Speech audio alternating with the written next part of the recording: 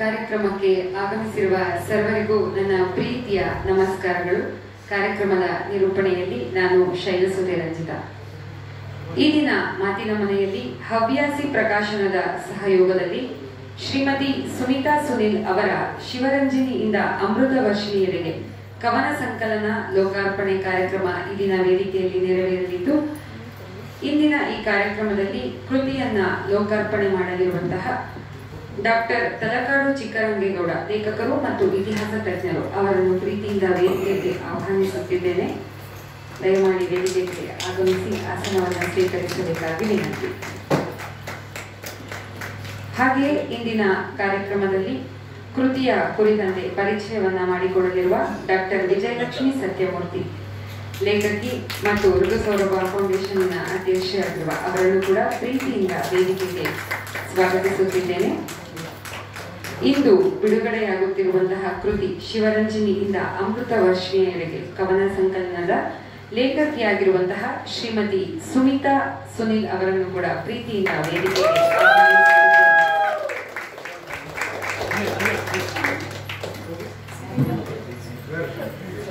ಹಾಗೆಯೇ ಮಾತಿನ ಮನೆಯ ಒಡೆಯರು, ಕಾರ್ಯಕ್ರಮದ ರೂವಾರಿಗಳು ಆಗಿರುವಂತಹ ರಾಸು ವೆಂಕಟೇಶ್ ಅವರು ಕೂಡ ವೇದಿಕೆಗೆ ಆಗಮಿಸಿ ಉಪಸ್ಥಿತರಾಗಬೇಕಾಗಿ ವಿನಂತಿ.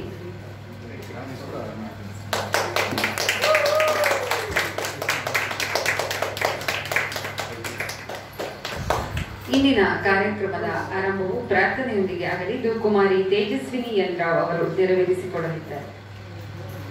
ಕೋಟಿ ಕೋಟಿ ನಮನ ನಿಮಗೆ ಮಹಾಗಣಪತಿ, ಲಕ್ಷ ಲಕ್ಷ ದೀಪಾಂಚನ ದಿವ್ಯ ಗಣಪತಿ, ಮಹಾಗಣಪತಿ ದಿವ್ಯ ಗಣಪತಿ, ಮಹಾಗಣಪತಿ ಕೈ ಮುಗಿದು ಬೇಡುತ್ತಿರುವೆ ಕರುಣಾಕರ, ಲೋಕರಕ್ಷಕಾಯ ವಿಘ್ನೇಶ್ವರ, ನಮ್ಮ ಎದೆಯಲ್ಲಿ ನಮ್ಮ ಎದೆಯಲ್ಲಿ ನಮ್ಮ ಎದೆಯಲ್ಲಿ ನೆಲದಲ್ಲಿ ಗಣಪತಿ ಗಣಪತಿ ಸದಾ ಇದ್ದು ನಮ್ಮನ್ನೆಲ್ಲರ ಸುತ್ತ ಬಾ, ಸದಾ ಇದ್ದು ನಮ್ಮನ್ನೆಲ್ಲರ ಅರಸು ಬಾಬಾ ಬಾಬಾ. ಕೋಟಿ ಕೋಟಿ ನಮನ ನಿಮಗೆ ಗಣಪತಿ, ಲಕ್ಷ ಲಕ್ಷ ದೀಪಾಂಚನ ದಿವ್ಯ ಗಣಪತಿ, ಮಹಾಗಣಪತಿ ದಿವ್ಯ ಗಣಪತಿ, ಮಹಾಗಣಪತಿ ಅಕ್ಕರೆಯ ಆಕಾರ ಮೈ ತೊಳೆದು ಬಾ, ಸೌಮ್ಯದ ಸಾಕಾರ ಸ್ಫೂರ್ತಿಯಾಗು ಬಾ, ಅಕ್ಕರೆಯ ಆಕಾರ ಮೈ ತೊಳೆದು ಬಾ, ಸೌಮ್ಯದ ಸಾಕಾರ ಸ್ಫೂರ್ತಿಯಾಗು ಬಾ, ಒಡೆದು ಬಾ ಮುಗಿದು ಬಾ, ಒಡೆದು ಬಾ ಮುಗಿದು ಬಾ, ಗಣಪತಿ ಗಣಪತಿ ಮುತ್ತಿರುವ ಕತ್ತರನ್ನು ದೂರ ಮಾಡುವ, ಮುತ್ತಿರುವ ಕತ್ತರನ್ನು ದೂರ ಮಾಡುವ ಬಾ ಬಾಬಾ. ಕೋಟಿ ಕೋಟಿ ನಮನ ನಿಮಗೆ ಮಹಾಗಣಪತಿ, ಲಕ್ಷ ಲಕ್ಷ ದೀಪಾಂಚನ ದಿವ್ಯ ಗಣಪತಿ, ಮಹಾಗಣಪತಿ ದಿವ್ಯ ಗಣಪತಿ, ಮಹಾಗಣಪತಿ ಮಹಾಗಣಪತಿ. ಕುಮಾರಿ ತೇಜಸ್ವಿನಿ ಅವರಿಗೆ ತುಂಬ ಪ್ರೀತಿಯ ಧನ್ಯವಾದಗಳು. ಕಾರ್ಯಕ್ರಮಕ್ಕೆ ಆಗಮಿಸಿರುವ ಸರ್ವರನ್ನ ಸ್ವಾಗತಿಸಿ ಪ್ರಾಸ್ತಾವಿಕ ನುಡಿಗಳನ್ನಾಡಲಿದ್ದಾರೆ ರಾಸು ವೆಂಕಟೇಶ್ ಅವರು. ಎಲ್ಲರಿಗೂ ನಮಸ್ಕಾರ. ವೈವಿಧ್ಯಮಯ ಕಾರ್ಯಕ್ರಮಗಳ ತಾಣ ಮಾತಿನ ಮನೆಯಲ್ಲಿ ಇದು 72ನೇ ಕಾರ್ಯಕ್ರಮ. ಈ ಕಾರ್ಯಕ್ರಮದಲ್ಲಿ ಸುನೀತಾ ಸುನಿಲ್ ಅವರ ಶಿವರಂಜನಿಯಿಂದ ಅಮೃತ ವರ್ಷಿಣಿಯರಿಗೆ ನಮ್ಮದು ಕವನ ಸಂಕಲನ ಬಿಡುಗಡೆ ಆಗ್ತಾ ಇದೆ. ಈ ಕವನ ಸಂಕಲನ ಬಿಡುಗಡೆಗೆ ನನ್ನ ಆತ್ಮೀಯರು, ಸಾಹಿತಿಗಳು, ಇತಿಹಾಸ ತಜ್ಞರು ಆದಂತಹ ಡಾಕ್ಟರ್ ಚಿಕ್ಕರಂಗೇಗೌಡ ಅವರು ಬಂದಿದ್ದಾರೆ. ಅವರಿಗೆ ಪ್ರೀತಿಯಿಂದ ಸ್ವಾಗತವನ್ನು ಕೊಡ್ತಾ ಇದ್ದಾರೆ.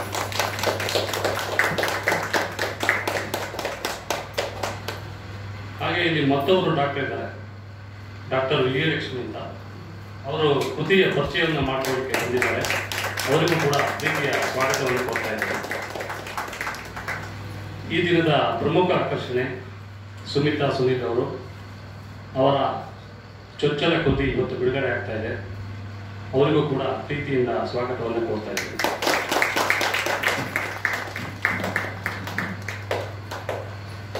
ಇಲ್ಲಿ ಮಾತಿನ ಮನೆಯ ಅಭಿಮಾನಿಗಳ ಜೊತೆಗೆ ಸುನೀತಾ ಅವರ ಅಭಿಮಾನಿಗಳು ಸೇರಿದ್ದೀರಿ. ಈ ಕಾರ್ಯಕ್ರಮದ ಯಶಸ್ಸಿಗೆ ಕಾರಣ ಆಗ್ತಾ ಇದ್ದೀರಿ. ನಿಮ್ಮೆಲ್ಲರಿಗೂ ಕೂಡ ಪ್ರೀತಿಯಿಂದ ಸ್ವಾಗತವನ್ನು ಕೋರ್ತಾ ಇದ್ದೀವಿ. ಹಾಗೆ ಈ ಕಾರ್ಯಕ್ರಮವನ್ನು ಜಾಲತಾಣದಲ್ಲಿ ನೇರ ಪ್ರಸಾರದಲ್ಲಿ ಸುಮಾರು ಜನ ವೀಕ್ಷಕರಿದ್ದೀರಿ, ನೋಡ್ತಾ ಇದ್ದೀರಿ. ನಿಮಗೂ ಕೂಡ ಪ್ರೀತಿಯ ಸ್ವಾಗತವನ್ನು ಕೋರ್ತಾ ಇದ್ದೇನೆ. ಮಾತಿನ ಮನೆ 4 ವರ್ಷಗಳ ಹಿಂದೆ ಆರಂಭವಾಯಿತು. ಕಾರ್ಯಕ್ರಮಗಳು ಮೇಲಿಂದ ಮೇಲೆ ವೈವಿಧ್ಯಮಯವಾಗಿ ಮೂಡ್ಕೊಂಡು ಬಂತು. ಇಲ್ಲಿ ನಾಟಕಗಳಾದವು, ನೃತ್ಯಗಳಾದವು, ಗೀತೆಗಳಾದವು, ಮತ್ತು ಜನಪದ ಗೀತೆಗಳು, ಭಾವಗೀತೆಗಳು, ಸುಗಮ ಸಂಗೀತ, ಹೀಗೆ ವೈವಿಧ್ಯಮಯ ಕಾರ್ಯಕ್ರಮಗಳನ್ನ ನಾವು ಮಾಡ್ಕೊಂಡು ಬಂದ್ವಿ. ಇದು ನಮ್ಮ ಮಾತಿನ ಮನೆಯಲ್ಲಿ ಬಿಡುಗಡೆ ಆಗ್ತಿರುವಂತಹ 8ನೇ ಪುಸ್ತಕ ಬಿಡುಗಡೆ ಸಮಾರಂಭ.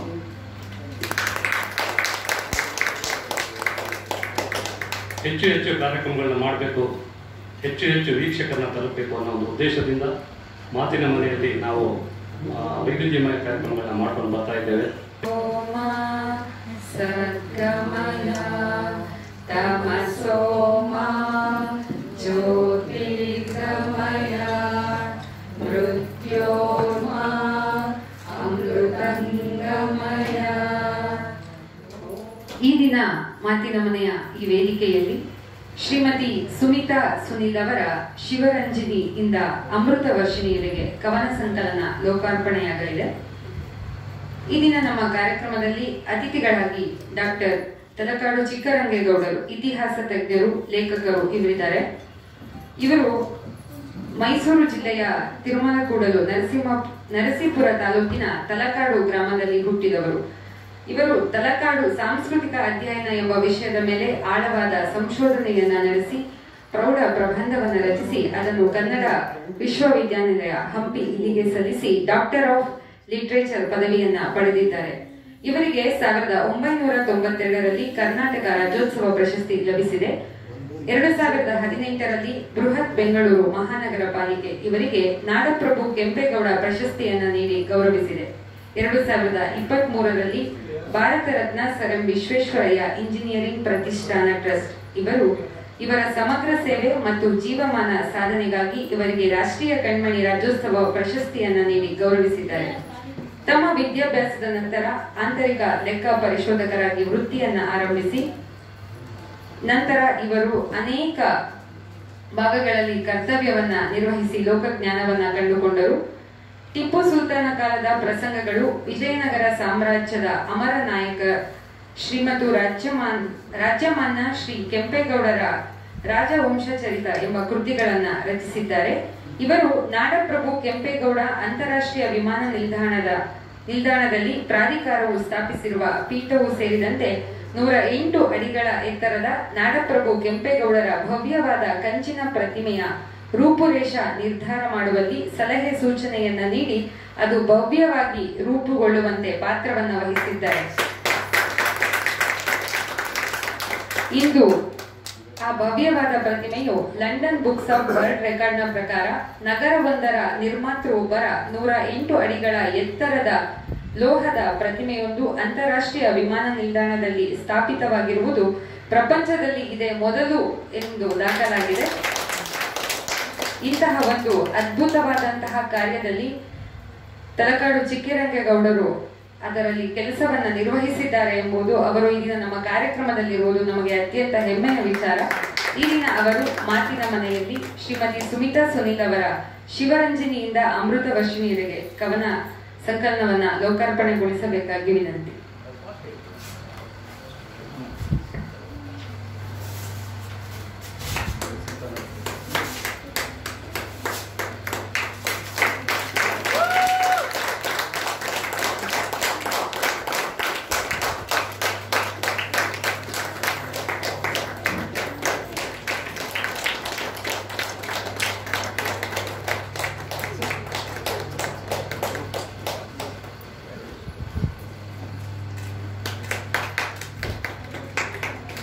ಹಾಗೆಯೇ ಈ ದಿನ ಮಾತಿನ ಮನೆಯಲ್ಲಿ ಜಿ.ಬಿ. ಕೋಟೆ ಅನಂತ್ ಅವರ 2 ಪುಸ್ತಕಗಳು ಬಿಡುಗಡೆಯಾಗುತ್ತಿದೆ. ಒಂದು ಅಣ್ಣ ತಮ್ಮ, ಮತ್ತೊಂದು ಪುಸ್ತಕ ಆ ಮಠ ಈ ಮಠ. ಈ 2 ಪುಸ್ತಕಗಳು ಈ ದಿನ ಮಾತಿನ ಮನೆಯಲ್ಲಿ ಬಿಡುಗಡೆ ಆಗ್ತಾ ಇದೆ.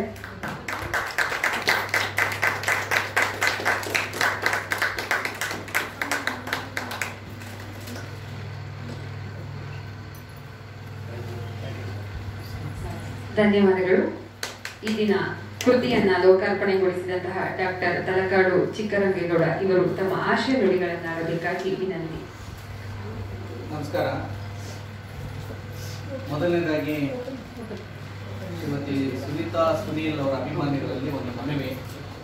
ರೊಚ್ಚಿಗೆ ಹೇಳಿದೆ ಶಾಂತಿಯನ್ನ ಕಾಪಾಡಿ, ಕೊನೆಯಲ್ಲಿ ಅವರು ತಮ್ಮನ್ನು ಉದ್ದೇಶಿಸಿ ಮಾತಾಡ್ತಾರೆ.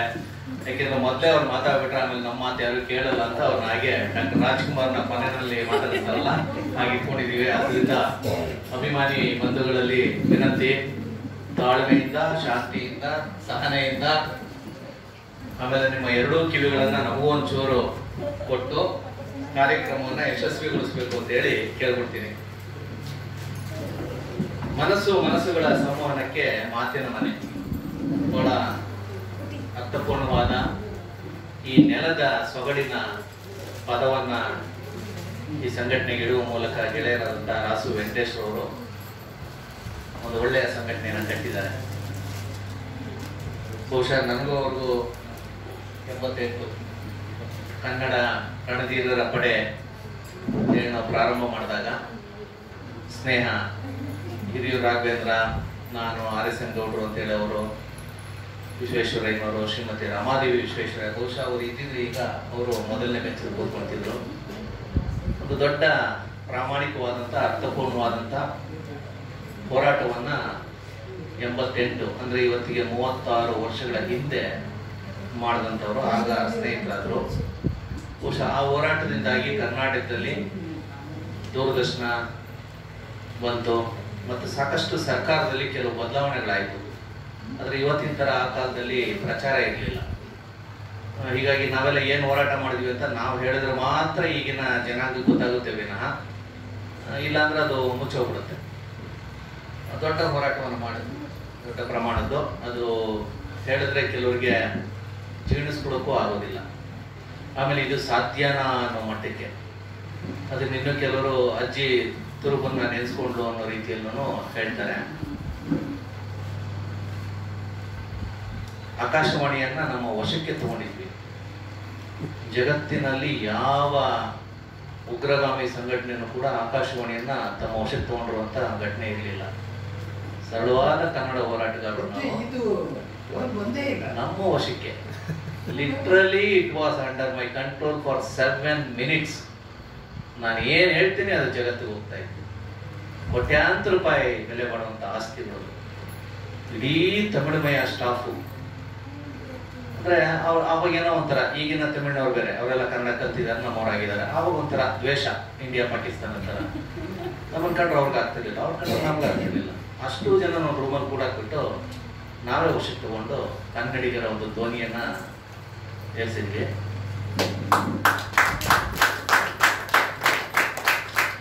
ನಮ್ಮನ್ನ 150 ಜನ ಪೊಲೀಸರು ಬಂಧಿಸಿದ್ರು.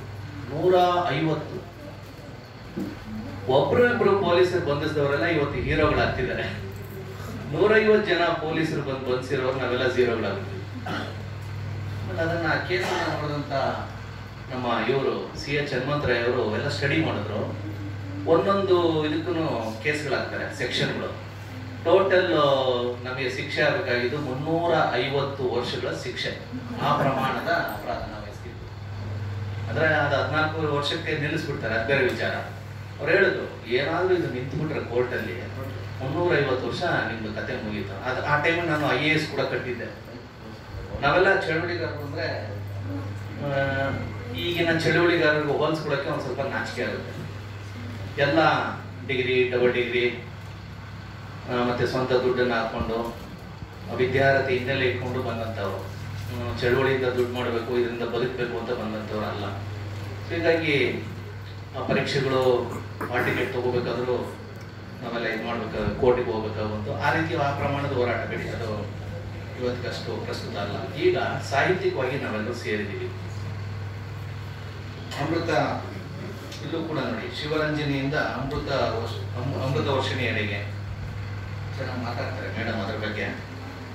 ನಾನು ಇದನ್ನ ಮುನ್ನುಡಿಯನ್ನು ಬರ್ಕೊಡ್ಬೇಕು ಅಂತ ಹೇಳಿ ನನಗೆ ರಾಸು ಅವ್ರು ಕೇಳಿದಾಗ ಸ್ವಲ್ಪ ನಾನು ಕೂಡ ನನ್ನದೇ ಆದಂಥ ಕೆಲಸ ಕಾರ್ಯಗಳ ಒತ್ತಡದಲ್ಲಿ ತೊಡ್ಕೊಂಡಿದ್ದೆ. ಈ ನಡುವೆ ನಮ್ಮ ಕಾಶಿಯ ವಿಚಾರವಾಗಿ ಟಿವಿಗಳಲ್ಲಿ ಸ್ವಲ್ಪ ನನ್ನನ್ನು ಕನ್ಸಲ್ಟ್ ಮಾಡ್ತಾರೆ.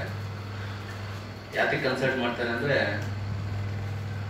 ನನಗೆ ಇಲ್ಲಿ ಮಾತಾಡ್ತಾ ನನ್ನ ವ್ಯಕ್ತಿ ಪರಿಚಯ ಮಾಡಿಸಿದ್ರು. ಇವರಿಗೆ ರಾಜ್ಯೋತ್ಸವ ಪ್ರಶಸ್ತಿ ಬಂದಿದೆ ಅಂತೇಳಿ 1992, 32 ವರ್ಷಗಳಿಂದ.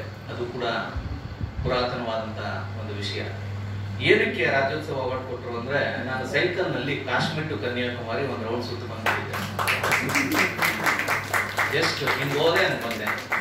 ನಿಮ್ಮ ಮಕ್ಕಳಿಗೆ ಏನಾದರೂ ಸೈಕಲ್ ತೊಗೊಂಡು ಹೋಗೋ ಕೊತ್ತಂಬರಿ ಸೊಪ್ಪು ತೊಗೊಂಬ ಅಂದರೆ ಕೊಡೋಗ್ತಾರಲ್ಲ.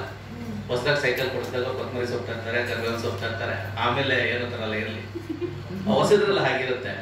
ಸೊ ಹಾಗೆ ನಾನು PUC ಆದಮೇಲೆ ನಮ್ಮದು first year PUC class exam, ಅವಾಗ ಪಬ್ಲಿಕ್ ಎಕ್ಸಾಮ್ ಇರಲಿಲ್ಲ. ಮಾರ್ಚ್ ಮುಗಿದೋಯ್ತು.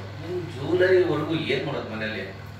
ಸರಿ ಇನ್ನೇನು ಮಾಡೋದು, ಒಂದು ಸೈಕಲ್ ತೊಗೊಂಡೆ, ನನ್ನ ಸ್ನೇಹಿತನೊಬ್ಬರು ಕರ್ಕೊಂಡೆ, ಹೋದೆ, ಕಾಶ್ಮೀರ ನೋಡಿದೆ. ಅಲ್ಲಿ ನನ್ನ ಕಾಶ್ಮೀರದ ಮಹಾರಾಜ ಕರಣ್ ಸಿಂಗ್ ಮೈಸೂರು ಅಂದಿದ ತಕ್ಷಣ ಅರಮನೆಯಲ್ಲಿ ಇಟ್ಕೊಂಡು ಒಳ್ಳೆ ರಾಜೋಪಚಾರ.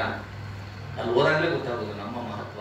ಮೈಸೂರು ಅಂದಿದ ತಕ್ಷಣ ಮಹಾರಾಜರು ಎಲ್ಲ ಕೆಲಸನ ಬಿಟ್ಟು ನಮ್ಮನೇಲಿ ಉಳಿಸ್ಕೊಂಡು ಕಾಶ್ಮೀರ ಎಲ್ಲ ಸುತ್ತಿ, ದೇಶ ಎಲ್ಲ ಸುತ್ತಿ, ಕನ್ಯಾಕುಮಾರಿ ನೋಡ್ಕೊಂಡು ಬೆಂಗಳೂರಿಗೆ ಬಂದು ಉತ್ಸವ ಅಂತ ಮಲಗಿದೆ.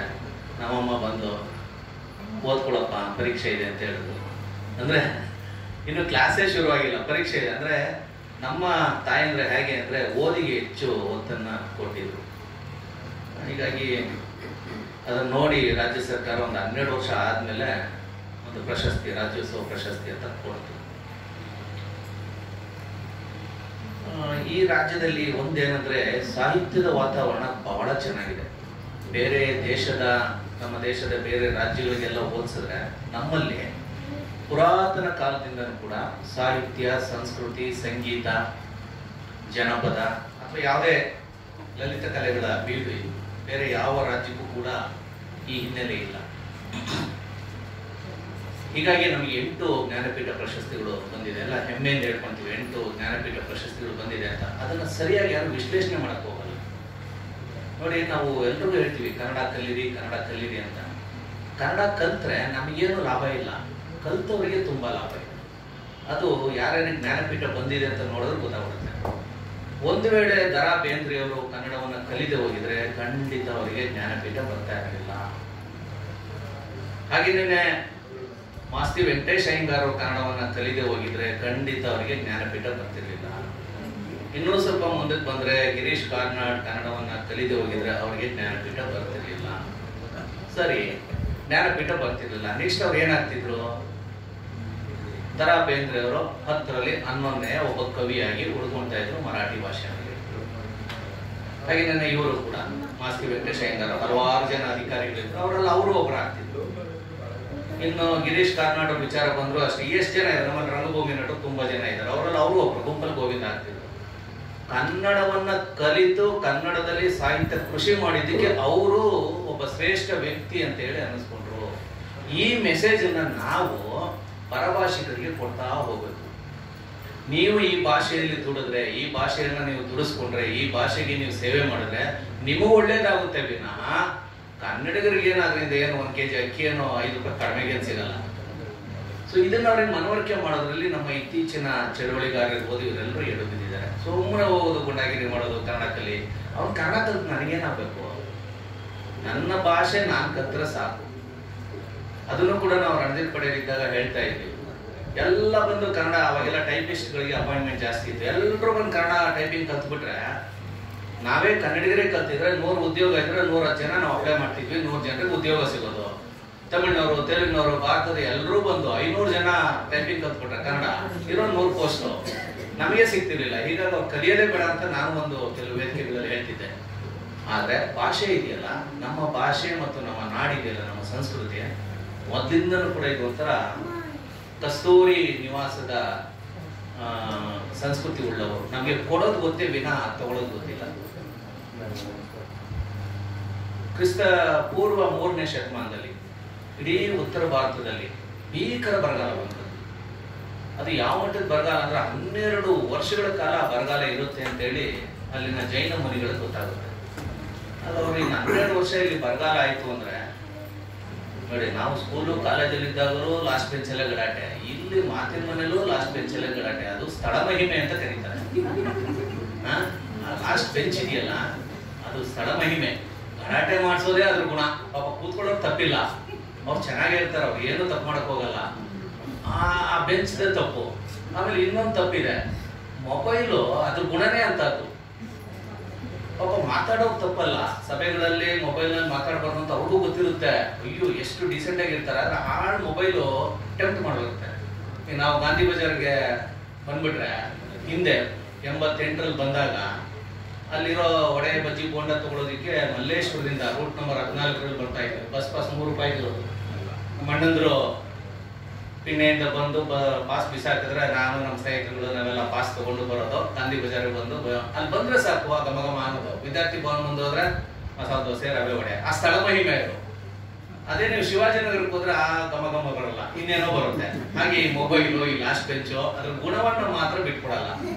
ಸೊ ಅದು ಮಾತಿನ ಮನೆಯಲ್ಲೂ ಬಹುಶಃ ಮುಂದಿನ ದಿನಗಳಲ್ಲಿ ಅಥವಾ ಈ ಕ್ಷಣದಿಂದ ಬಿಟ್ಕೊಡುತ್ತೆ ಅಂತ ಕೇಳ್ಕೊಳ್ಳೋಣ. ಸೊ ಆ ರೀತಿ ಭೀಕರ ಬರಗಾಲ ಬಂದಾಗ ಅವರು ಇಲ್ಲಿಗೆ ಬರ್ತಾರೆ. ಕ್ರಿಸ್ತ ಪೂರ್ವ 3ನೇ ಶತಮಾನ ಅಂದ್ರೆ ಇವತ್ತಿಗೆ 2300 ವರ್ಷಗಳಿಂದ ಈ ಕರುನಾಡಿನಲ್ಲಿ ತಾಯಿ ಅನ್ನಪೂರ್ಣೇಶ್ವರಿ ನೆಲೆಯಾಗಿ ನಿಂತಿದ್ದಾಳೆ. ಬಂದವ್ರು ಯಾರನ್ನು ಕೂಡ ಉಪವಾಸ ಕೆಡವಿಲ್ಲ. ಬಂದವ್ರಿಗೆಲ್ಲ ಯಥೇಚ್ಛವಾಗಿ ಊಟವನ್ನ ಕೊಟ್ಟು, ಜ್ಞಾನವನ್ನ ಕೊಟ್ಟು ಸಾಕಿ ಸಲಹಿದ್ದಾಳೆ. ಅದಕ್ಕೆ ಕರ್ನಾಟಕ ಅಂತ ಹೇಳಿದ್ರೆ ಅನ್ನಪೂರ್ಣೇಶ್ವರಿಯ ವಾಸಸ್ಥಾನ. ಕ್ರಿಸ್ತ ಪೂರ್ವ 3. ಭಾರತದಲ್ಲಿ ಶಾಸನಗಳು ಸಿಕ್ಕಿದಾವೆ, ಅದು ಅಕ್ಷರ ಕ್ರಾಂತಿ ಅಂತ ಕರಿತೀವಿ. ಮೊದಲು ಹೆಚ್ಚಿನ ಪ್ರಮಾಣದ ಅಶೋಕನ ಶಾಸನಗಳು ಸಿಕ್ಕಿರೋದು ಕರ್ನಾಟಕದಲ್ಲಿ. ಅಂದ್ರೆ ಇಲ್ಲಾಗಲೇ ವಿದ್ಯಾವಂತರು ಇದ್ರು. 8 ಜ್ಞಾನಪೀಠ ಬಂತು. ಅಥವಾ ಇವತ್ತು ಸುನೀತಾ ಸುನೀಲ್ ಅವರು ಒಂದು ಕೃತಿಯನ್ನ, ಒಂದು ಕವನ ಸಂಕಲನವನ್ನ ಬಿಡುಗಡೆ ಮಾಡ್ತಾರೆ ಅಂದ್ರೆ 2300 ವರ್ಷಗಳ ಇತಿಹಾಸ ನಿಮ್ಗೆ ಇದೆ ಅಂತ ಅರ್ಥ. ನೆನ್ನೆ ಮೊನ್ನೆ ಉದ್ಭವ ಆಗಿಲ್ಲ ಇದು. ಆ ಪರಂಪರೆಯಿಂದ ಬಂದಂತವ್ರು ನೀವು. ಆ ಕೊಂಡಿ ಹೆಮ್ಮೆ ಪಡಬೇಕು ನಾವು ನೀವೆಲ್ಲರೂ.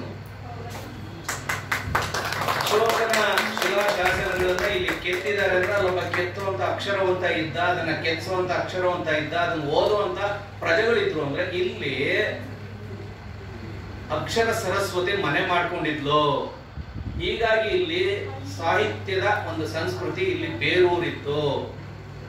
ಸೊ ಈ ಅರ್ಥದಲ್ಲಿ ತಗೊಂಡಾಗ 2300 ವರ್ಷಗಳಿಂದ ಕಲೆ, ಸಾಹಿತ್ಯ, ಸಂಸ್ಕೃತಿ ಜೊತೆಗೆ ಜಠರವನ್ನ ಸದಾ ಕಾಲ ತಂಪಾಗಿಡುವಂತ ಅನ್ನ ಎಲ್ಲವೂ ಇಲ್ಲಿ ಸಿಕ್ತಿತ್ತು. ಅಂದ್ರೆ ಈ ರಾಜ್ಯ ಒಂದು ಶ್ರೇಷ್ಠವಾದಂತ ರಾಜ್ಯ. ಹೀಗಾಗಿನೇ ಆಚಾರ್ಯತ್ರಯರಿಗೆ ಆಶ್ರಯವನ್ನು ಕೊಟ್ಟಂತ ಇಡೀ ಜಗತ್ತಿನ ಏಕೈಕ ಸ್ಥಳ ಯಾವುದು ಅಂದ್ರೆ ಅದು ಕರ್ನಾಟಕ. ನೋಡಿ, ಶಂಕರಾಚಾರ್ಯರಿಗೆ ಎಷ್ಟೆಲ್ಲ ಕಿರುಕುಳ ಕೊಟ್ಬಿಟ್ರು ಅವರ ಹುಟ್ಟಿದ ಊರಿನವರು. ವಾಸನೆ ಮಾಡಕ್ ಆಗ್ಲಿಲ್ಲ. ಅವ್ರನ್ನ ಕರೆದು, ಹೆಸರು ಬೇಡ ಇರ್ಲಿ, ಕೇಳೋದವ್ರಿಗೆ ಮನಸ್ಸಿಗೆ ನೋವಾಗುತ್ತೆ, ಯಾಕೆ ಸುಮ್ಮನೆ ನೋವು ಕೊಟ್ಬಿಟ್ರು ಅವ್ರಿಗೆ. ಇಡೀ ಭಾರತವನ್ನ ಒಂದು ಧರ್ಮದ ನೆಲೆಗಟ್ಟಲ್ಲಿ ಒಂದು ಚೌಕಟ್ಟು ಹಾಕ್ಬೇಕು, ಒಂದು ಅಷ್ಟಬಂಧ ಹಾಕ್ಬೇಕು ಅನ್ನುವಂತ ಒಂದು ಆಲೋಚನೆ ಇದ್ದಂತ ಮಹಾನ್ ಧಾರ್ಮಿಕ ಜ್ಞಾನಿಗೆ ಉಳ್ಕೊಳ್ಳೋದಕ್ಕೆ ಅವಕಾಶ ಕೊಡ್ಲಿಲ್ಲ. ಅವರನ್ನ ಕರೆದು ನೀವು ಇದು ಉಳ್ಕೊಳ್ಳಿ ಅಂತ ಆಶ್ರಯ ಕೊಟ್ಟವರು ಕನ್ನಡಿಗರು. ಅದು ನನ್ನೂರ್ನವರು, ತಾಲೂಕಾಡಿನ ಗಂಗರು. ಶಂಕರಾಚಾರ್ಯರು ಪ್ರಾರಂಭ ಮಾಡಿದಂತ ಮೊದಲನೆಯ ಭಾಗವತೀಯ ಪರಂಪರೆಯ ಮಠ ತಲಕಾಡಿನಲ್ಲಿದೆ. ಅನಂತರ ಶೃಂಗೇರಿಗೆ ಹೋದರು. ಇರ್ಲಿ, ಅದೇ ವಿಚಾರ. ದೀಪ ಊರ್ಗೆ ಹೊರಟವರು. ಶಂಕರಾಚಾರ್ಯರಿಗೆ ಆಶ್ರಯವನ್ನ ಕೊಟ್ಟಂತವರು ಕನ್ನಡಿಗರು. ಅವರು ಸಾಧನೆಯನ್ನ ಮಾಡೋದಕ್ಕೆ ಬಳಸ್ಕೊಂಡಂತ ರಂಗವೇದಿಕೆ ಕರ್ನಾಟಕ. ಒಂದು ವೇಳೆ ಅವ್ರಿಗೆ ಇಲ್ಲಿ ಆಶ್ರಯ ಸಿಗದೆ ಹೋಗಿದ್ರೆ ನಿಮ್ಮ ಕಥೆ ಏನಾಗ್ತಿತ್ತು ಅಂದ್ರೆ ಇಡೀ ದಕ್ಷಿಣ ಭಾರತ ಪೂರ್ತಿ ಇವತ್ತಿನ ರಾಮಂದ್ರ ತರ ರೂಪಾಂತರ ಹೊಂದೋದು ಅಷ್ಟೇ, ಮೂಲ ಉಳಿತಿರ್ಲಿಲ್ಲ. ಏನಕ್ಕೆ ಈ ಮಾತನ್ನ ನಾನು ಸ್ವಲ್ಪ ಅಧಿಕೃತವಾಗಿ ಬಹಳ ಧೈರ್ಯದಿಂದ, ಹೆಮ್ಮೆಯಿಂದ, ಗರ್ವದಿಂದ ಹೇಳ್ತೀನಿ ಅಂದ್ರೆ, ಉತ್ತರ ಭಾರತದ ಯಾವುದೇ ದೇವಸ್ಥಾನಕ್ಕೆ ಹೋಗಿ, ಉತ್ತರ ಭಾರತದ ಯಾವುದೇ ವಿದ್ವಾಂಸನ ಜೊತೆ ಚರ್ಚೆ ಮಾಡಿ ನಿಮ್ಗೆ ತೃಪ್ತಿ ಅನ್ನೋದು ಸಿಗಲ್ಲ, ಭಕ್ತಿ ಅನ್ನೋದು ಬರಲ್ಲ. ಬಾಯಾರ್ದಾಗ ನೀವು ನೀರನ್ನೇ ಕುಡಿಬೇಕು. ಎಂತ ಕೂಲ್ ಡ್ರಿಂಕ್ಸ್ ಕುಡಿರಿ ಅಥವಾ ಬೇರೆ ಇನ್ನೇನೇ ಕುಡಿರಿ, ಬಾಯಕ್ಕೆ ಹೋಗಲ್ಲ. ಒಂದು ಲೋಟ ತಣ್ಣನೆಯ ನೀರನ್ನ ಲೋಟದಲ್ಲಿ ಗಟಗಟ ಅಂತ ಕುಡಿದಾಗ ಮಾತ್ರ ಬಾಯಕ್ಕೆ ನೀಗುತ್ತೆ. ಹಾಗೆ ದೇವಸ್ಥಾನದಲ್ಲಿ ಹೋದಾಗ ತೃಪ್ತಿ ಸಿಗುತ್ತೆ ಅಂದ್ರೆ ಅದು ದಕ್ಷಿಣ ಭಾರತದ ದೇವಾಲಯ, ಉತ್ತರ ಭಾರತದ ದೇವಾಲಯಗಳಿಗೆ ಹೋದ್ರೆ ಎಲ್ಲಿಯೂ ಕೂಡ ಇದು ನನ್ನ ಸ್ವಂತ ಅನುಭವ. ಆಮೇಲೆ ಕೆಲವರು ಹೇಳ್ತಾರೆ ಅವ್ರು ಯಾವ್ದೋ ಒಂದು 3-4 ಊರುಗಳು ನೋಡಿರ್ತಾರೆ. ಆದ್ರೆ ನಾನು ಸಮಗ್ರವಾಗಿ ನೋಡೋದ್ರಿಂದ ಹೇಳ್ತೀನಿ, ಎಲ್ಲಿಯೂ ಕೂಡ ತೃಪ್ತಿ ಆಗುವಂತ ಧಾರ್ಮಿಕ ಮನೋಭಾವನೆ ಅದು ಸಿಗೋದಿಲ್ಲ. ಯಾಕೆ ಅಂದ್ರೆ ಅವರು ಶರಣಾಗತರಾಗ್ಬಿಟ್ರು ಅಲ್ವಾ. ಅವರು ಈ ಧಾರ್ಮಿಕ ಪಂಡಿತರುಗಳು, ಧಾರ್ಮಿಕ ಚಿಂತಕರು, ದಾರ್ಶನಿಕರಿಗೆ ಆಶ್ರಯ ಕೊಡ್ಲಿಲ್ಲ. ಅವ್ರು ಬೇರೆ ಬೇರೆ ಯಾವ್ಯಾವುದೋ ಕಾಲ ಕಳೆದ್ಬಿಟ್ರು. ಶಂಕರಾಚಾರ್ಯರಿಗೆ ಇಲ್ಲಿ ಆಶ್ರಯವನ್ನು ಕೊಟ್ವಿ. ಅಖಂಡ ಭಾರತವನ್ನು ಒಂದು ಮಾಡಿದಂತ ಕೀರ್ತಿ ಕನ್ನಡಿಗರಿಗೆ ಸಲ್ಲುತ್ತೆ. ಅದಕ್ಕೆ ಪ್ರತ್ಯೇಕ ಅವ್ರು ಏನ್ ಕೊಟ್ರು ಅಂದ್ರೆ ಅವ್ರ ಬೇರೆ ಇನ್ನೇನು ಕೊಡ್ಲಿಲ್ಲ. ತಾಯಿ ಶಾರದಾಂಬೆಯನ್ನ ಇಲ್ಲಿ ನೆಲೆ ನಿಲ್ಲು ಅಂದ್ರು. ಹೀಗಾಗಿ ನಮ್ಗೆ ಏನ್ ಜ್ಞಾನ ಇಲ್ಲ. ಹೀಗಾಗಿ ನಮಗೆ ನಮ್ಮ ಸುನೀತಾ ಸುನೀಲ್ ಅಂತ ಮಹಿಳೆಯರು ಕೂಡ ಸಾಹಿತ್ಯದಲ್ಲಿ ಒಲವನ್ನ ತೋರೋದಕ್ಕೆ ಪರಂಪರೆ ಹೀಗೆ ಹೋಗುತ್ತೆ.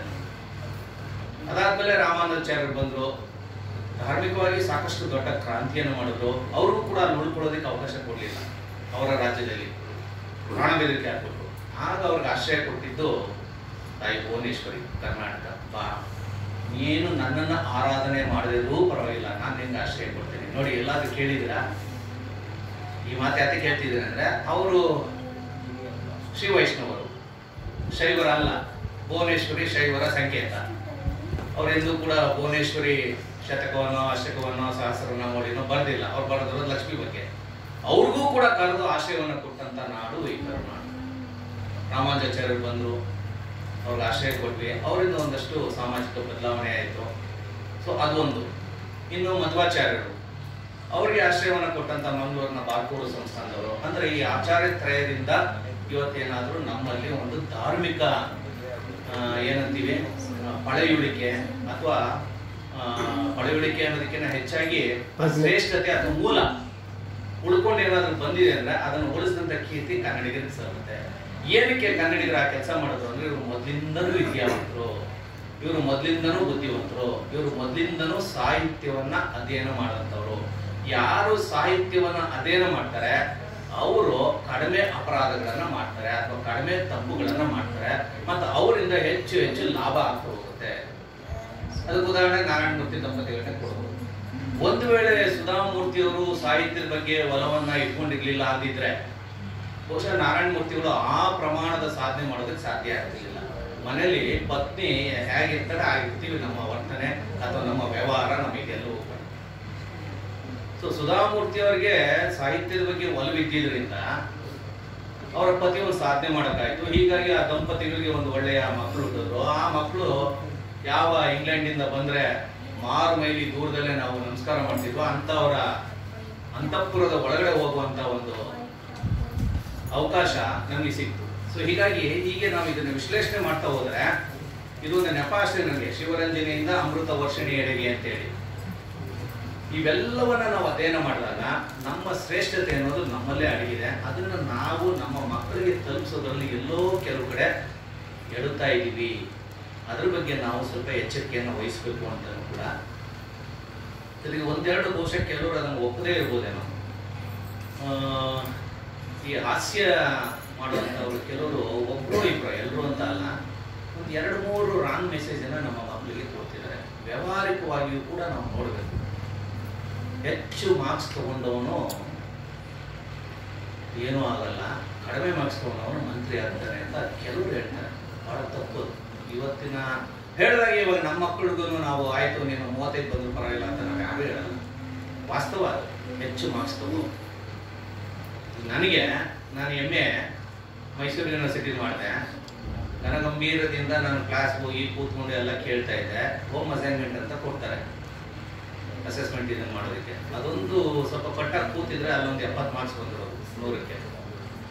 ಸ್ವಲ್ಪ ಈ ಚಳುವಳಿ ಅದು ಇದು ಅಂದ್ಕೊಂಡು ನಾನು ಅದನ್ನು ಅಟೆಂಡ್ ಮಾಡಲಿಲ್ಲ. ಹೀಗಾಗಿ ನನಗೆ MA PhD ಎಕ್ಸಾಮ್ ತಗೊಳ್ಳೋ ಅಷ್ಟು ಎಲಿಜಿಬಿಲಿಟಿ ಸಿಗಲೇ ಇಲ್ಲ. ಒಂದು ಸಾರಿ ಮಿಸ್ ಆದರೆ ಜೀವನದಲ್ಲಿ ಅವಕಾಶ ಮತ್ತೆ ನಮಗೆ ಸಿಗೋದಿಲ್ಲ. ಅವಕಾಶಗಳನ್ನು ಕಳ್ಕೋಬಾರ್ದು. ಅದಕ್ಕೆ ನಾವು ಗುರು ಹಿರಿಯರ ಮಾರ್ಗದರ್ಶನ ಸದಾ ಇಟ್ಕೋಬೇಕು. ಆದರೂ ನಾನು ಬಿಡಲಿಲ್ಲ. ಛಲಬಿಡದ ತ್ರಿವಿಕ್ರಮಂತರ ಅನ್ಕೊನೆ ಈಗ 59ನೇ ಇಸ್ವಿನಲ್ಲಿ ಡಾಕ್ಟರೇಟ್ ಮಾಡಿದೆ. ಓದಿಗೆ ಕೊನೆ ಇಲ್ಲ ಅನ್ನೋದಕ್ಕೆ ನಾನು ಒಬ್ಬ ಉದಾಹರಣೆ. 59ನೇ ಇಸ್ವಿನಲ್ಲಿ ಅದು ಯಾವ ಡಾಕ್ಟರೇಟು, ಎಷ್ಟು ರ್ಯಾಂಕ್ ಅದು ಡಿಲಿಟ್ ಅಂತ, ಡಾಕ್ಟರೇಟ್ ಇನ್ ಲಿಟ್ರೇಚರ್. ತುಂಬಾ ಜನರಿಗೆ ಅದ್ರ ಬಗ್ಗೆ ಗೊತ್ತಿರಲ್ಲ. ಏನಪ್ಪ ಏನು ಹೇಳ್ತೇನೆ ಅಂತ ಹೇಳ್ಬಿಡ್ತಾರೆ. PhD 2-3 ಮಾಡ್ಬೋದು, ಒಂದಾದ್ಮೇಲೆ ಇನ್ನೊಂದು ಮಾಡ್ಬೋದು.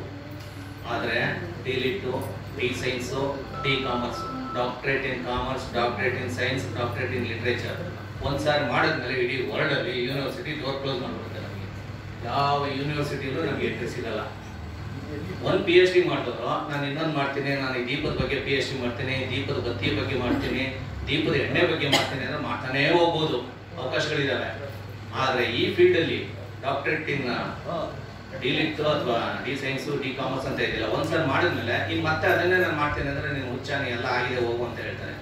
ಅದನ್ನು ಮಾಡೋದಕ್ಕೆ ಕಾರಣ ಎಲ್ಲೋ ಒಂದು ಕಡೆ ಏನೋ ಕಳ್ಕೊಂಡ್ಬಿಟ್ಟಿದ್ದೆ ನಾನು. ಆಮೇಲೆ ಇನ್ನೂ ಕೆಲವರು ಹೇಳ್ತಾರೆ, ಏನು ಓದಿದ್ರೆ ಮಾತ್ರ ಬುದ್ಧಿ, ಅವ್ರೇನು ಬುದ್ಧಿವಂತರ, ರಾಜ್ಕುಮಾರ್ ಓದಿಲ್ಲ, DVG ಅವರು ಓದಿಲ್ಲ, ಅವರು ರಾಮಸ್ವಾಮಿ ಅಯ್ಯಂಗಾರ್ ಓದಿಲ್ಲ, ಯಾಕೆ ಇವರು ಹಿಂಗೆ ಹೇಳ್ತಾರೆ ಅಂತ. ಬಟ್ ಅವ್ರ ಹಿನ್ನೆಲೆಗಳನ್ನ ನೋಡಿ ನೀವು. ಈ ಕೆಲವರು ಹೇಳ್ತಾರಲ್ಲ, ಓದಿದ್ರೆ ಮಾತ್ರ ಬುದ್ಧಿವಂತರು, ಓದ್ದೇ ಇರೋರೆಲ್ಲ ದಡ್ರ ಅಲ್ಲ, ಓದ್ದೇನೋ ಬುದ್ಧಿವಂತರು ಇರ್ತಾರೆ ಅಂತಾರಲ್ಲ. ರಾಜ್ಕುಮಾರ್ ಜೊತೆ ತುಂಬಾ ಜನ ಓದಿರ್ಲಿಲ್ಲ, ಅವರೆಲ್ಲ ಯಾಕೆ ರಾಜ್ಕುಮಾರ್ ಆಗ್ಲಿಲ್ಲ? DVG ಅವ್ರ ಜೊತೆ ತುಂಬಾ ಜನ ಇದ್ರು, ಅವರೆಲ್ಲ ಯಾಕೆ DVG ಆಗ್ಲಿಲ್ಲ? ಈ ಹೇಳೋರೆಲ್ಲ ಯಾರು ಅಂದ್ರೆ ನನ್ನ ಅಧ್ಯಯನದ ಪ್ರಕಾರ ಯಾರ್ಯಾರು SLC ಡ್ರಾಪ್ಔಟ್ ಆಗಿರ್ತಾರೆ, PUC ಡ್ರಾಪ್ಔಟ್ ಆಗಿರ್ತಾರೆ, ಆ ಥರದವರೇ ಸಾರ್ವಜನಿಕ ಜೀವನದಲ್ಲಿ ಯಾವುದೋ ಒಂದು ಹುದ್ದೆ ಗಳಿಸ್ಕೊಂಡ್ಬಿಡ್ತಾರೆ, ಅಲ್ಲಿ ಟೀಕೆಗಳು ಮಾಡ್ತಾರೆ. ನಾನು ಹೇಳೋದು ಮಕ್ಕಳು ಓದಬೇಕು, ಅವ್ನಿಗೆ ಅದರಿಂದ ಒಳ್ಳೇದಾಗುತ್ತೋ ಕೆಟ್ಟದಾಗುತ್ತೋ ಆಮೇಲೆ ಓದಕ್ಕಾಗಲ್ಲ. ಹೀಗಾಗಿ ಹೈಯೆಸ್ಟ್ ಓದಬೇಕು, ಹೆಚ್ಚು ಓದ್ತಾ ಇರಬೇಕು, ಹೆಚ್ಚು ಅಂಕಗಳನ್ನ ತಗೊಳ್ತಾ ಇರಬೇಕು. ಅರ್ಧ ಮಾರ್ಕ್ಸ್ ಅಲ್ಲಿ ಏರ್ಪೇರ್ ಆಗುತ್ತೆ, ಅದರಿಂದ ಯಾವ ಮಟ್ಟಿಗೆ ಸುಪ್ರೀಂ ಕೋರ್ಟ್ ವರೆಗೂ ಹೋಗುತ್ತೆ ಅಂದ್ರೆ ಹೊಟ್ಟೆ ಹೊಡೆದೋಗುತ್ತೆ.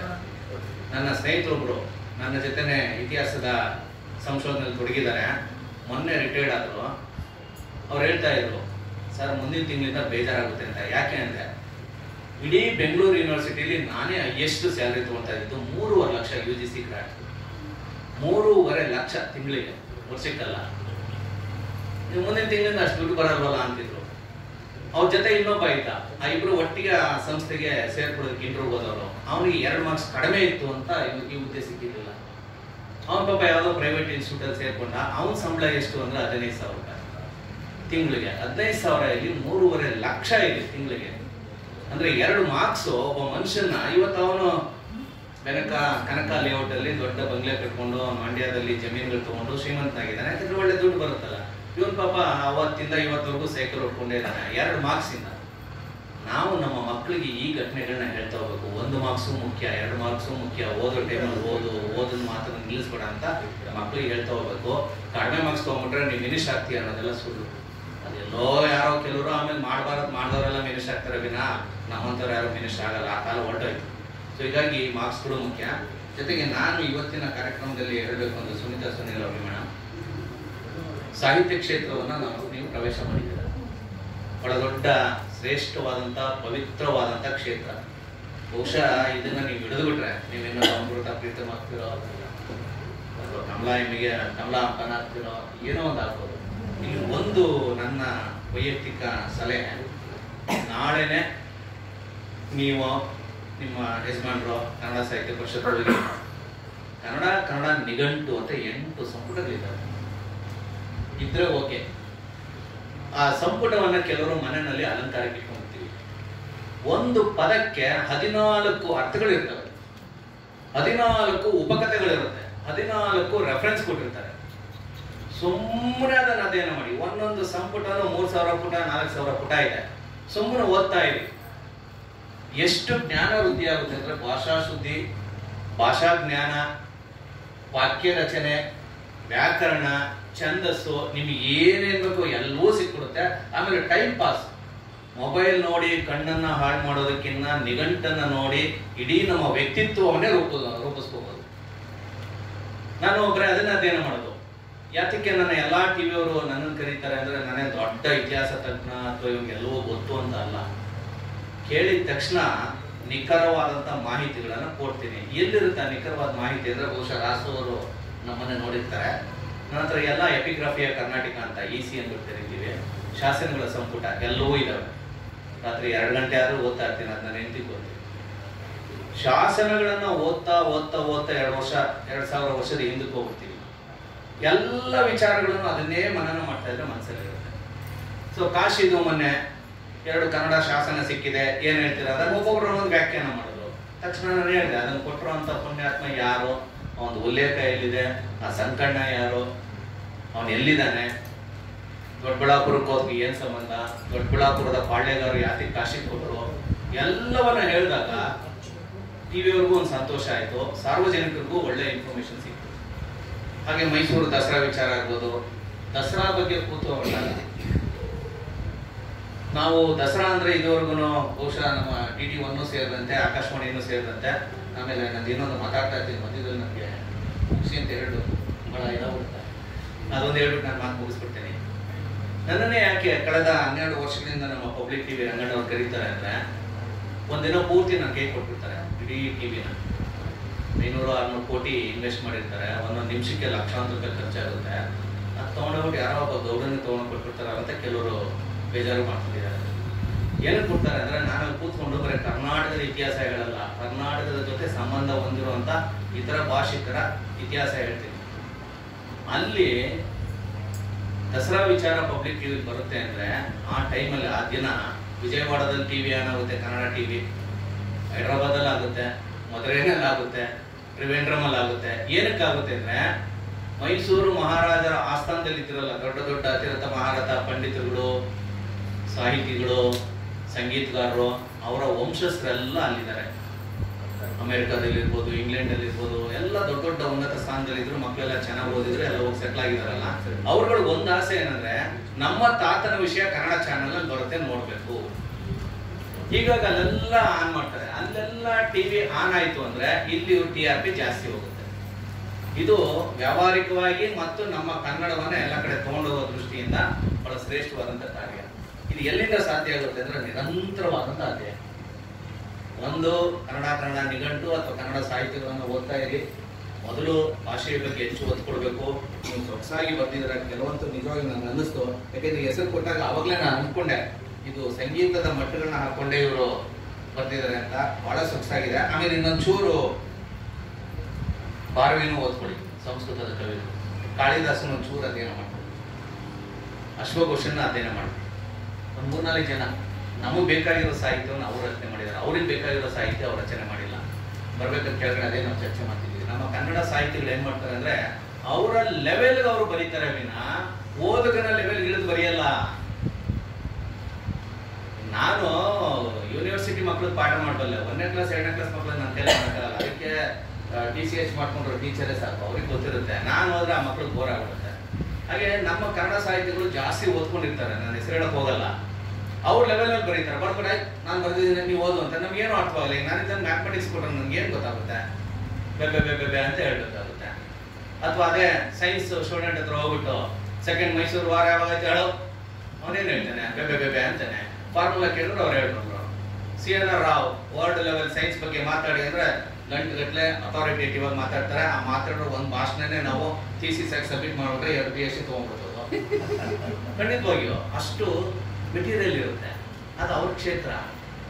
ಆದ್ರೆ ಸಂಸ್ಕೃತದ ಸಾಹಿತ್ಯಗಳು ವಿಶೇಷ ಏನಂದ್ರೆ ಅವರ ಲೆವೆಲ್ ಅನ್ನ ನಮ್ಮ ಮಟ್ಟಕ್ಕೆ ಇಳಿಸಿ ಬರ್ಕೊಟ್ಟಿದ್ದಾರೆ.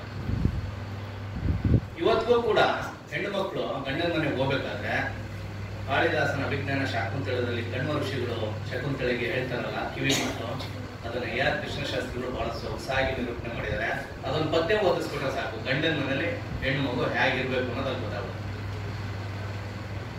ಕಾಳಿದಾಸ ಎಲ್ಲಿ ಈ ಲೆವೆಲಲ್ಲಿ ಅಂದ್ರೆ ನಮಗೆ ಉಪಯೋಗ ಆಗಬೇಕು. ಸಾಮಾನ್ಯ ಸಾಹಿತ್ಯದ ಆಸಕ್ತಿ ಇರುವಂತ ಸಾಮಾನ್ಯ ವ್ಯಕ್ತಿಗಳಿಗೆ ಉಪಯೋಗ ಆಗುವಂತ ಸಾಹಿತ್ಯ ಸಂಸ್ಕೃತದಲ್ಲಿ ವಿಪುಲವಾಗಿ ಸೃಷ್ಟಿಯಾಗಿದೆ.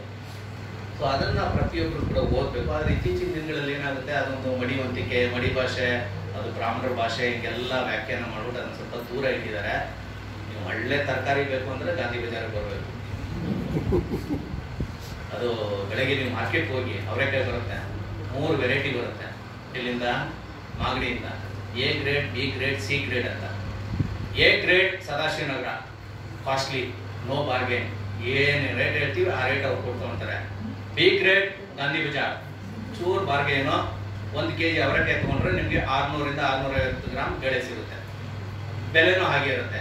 C ಗ್ರೇಡ್ ಅದು ನಾನು ಏರಿಯಾ ಹೇಳಕ್ ಹೋಗಲ್ಲ, ಸ್ವಲ್ಪ BPL ಲೆವೆಲ್ನವರು ಏರಿಯಾಗೆ ಅವರೇ ಗಳಿಸ್ಬಿಡ್ತಾರೆ. ಬೆಳಿಗ್ಗೆ ಅದೋದ್ರೆ ನಿಮ್ಗೆ ಗೊತ್ತಾಗುತ್ತೆ. ಹೆಸರುಗಳು ಹೇಳ್ಬಿಟ್ರೆ ಕೆಲವರು ನಮ್ಮ ಏರಿಯಾ ಹಂಗ ಹಿಂಗೆ ಅಂದ್ಬಿಡ್ತಾರೆ. ಅಲ್ಲಿ ಅವ್ರು ಹೇಳ್ತಾರೆ ಸದಾಶಿವನಗರ ಕಳಿಸ್ಬಿಡು, 100 ರೂಪಾಯಿ ಅಂದ್ರೆ 100 ರೂಪಾಯಿ ಕೊಟ್ಟು ತಗೊಳ್ತಾರೆ. 1 kg ಅವರೆಕಾಯಿ ಬಿಡಿಸಿದ್ರೆ ಅವ್ರಿಗೆ 900 ಗ್ರಾಮ್ ಕಾಳು ಸಿಗುತ್ತೆ. ಇಲ್ಲ ಒಂಚೂರು ಉಳ್ಕ ಪಳ್ಕ ಒಂದೆರಡು, ಇನ್ನು ತೀರಾ ಉಳ್ಕ ಪಳ್ಕ ಇರುತ್ತೆ. ಕೆಲವು ಏರಿಯಾಗಳು ಇರ್ತವೆ, ಬಾರ್ಗೇನ್ ಮಾಡ್ತಾರೆ, ರೇಟ್ ಕಡಿಮೆ ಇರಬೇಕು ಅಂತಾರೆ, ಅಲ್ಲಿ ಕಳಿಸ್ಬಿಡ್ತಾರೆ. ಹಾಗೆ ಈ ಸಾಹಿತ್ಯದಲ್ಲೂ ಕೂಡ ಆ ರೀತಿಯ ಸಾಹಿತ್ಯಗಳು ಇರ್ತವೆ. ನಮ್ಮ ಲೆವೆಲ್ಗೆ ಅವರು ಇದ್ದು ಅದನ್ನು ಮಾಡಲಿ ಅಂತ ಹೇಳ್ತಾ ನನಗೆ ಬಹಳ ಸಂತೋಷ ಆಯಿತು. ರಾಸು ವೆಂಕಟೇಶ್ ಅವರು ಬೆಂಗಳೂರು ದಕ್ಷಿಣದ ಬಗ್ಗೆ ನಮಗೆ ಉತ್ತರದವರು ಹೊಟ್ಟೆ ಕಿಚ್ಚು. ಇಲ್ಲಿ ನಡೆಯುವಷ್ಟು ಸಾಂಸ್ಕೃತಿಕ ಕಾರ್ಯಕ್ರಮ ನಮ್ಮ ಬೆಂಗಳೂರು ಉತ್ತರದ ಕಡೆ ನಡೆಯೋದೇ ಇಲ್ಲ. ಏನೋ ಗೊತ್ತಿಲ್ಲ, ಅಲ್ಲೊಂಚೂರು ಮಲ್ಲೇಶ್ವರ ಸಂಖ್ಯೆ ರಸ್ತೆ ಒಂಚೂರು ಬಿಟ್ರೆ, ಬಟ್ ನಿಮ್ಗಿರೋ ಎಲ್ಲ ಆರಾಧನೆಗಳು ನಮಗಿದೆ.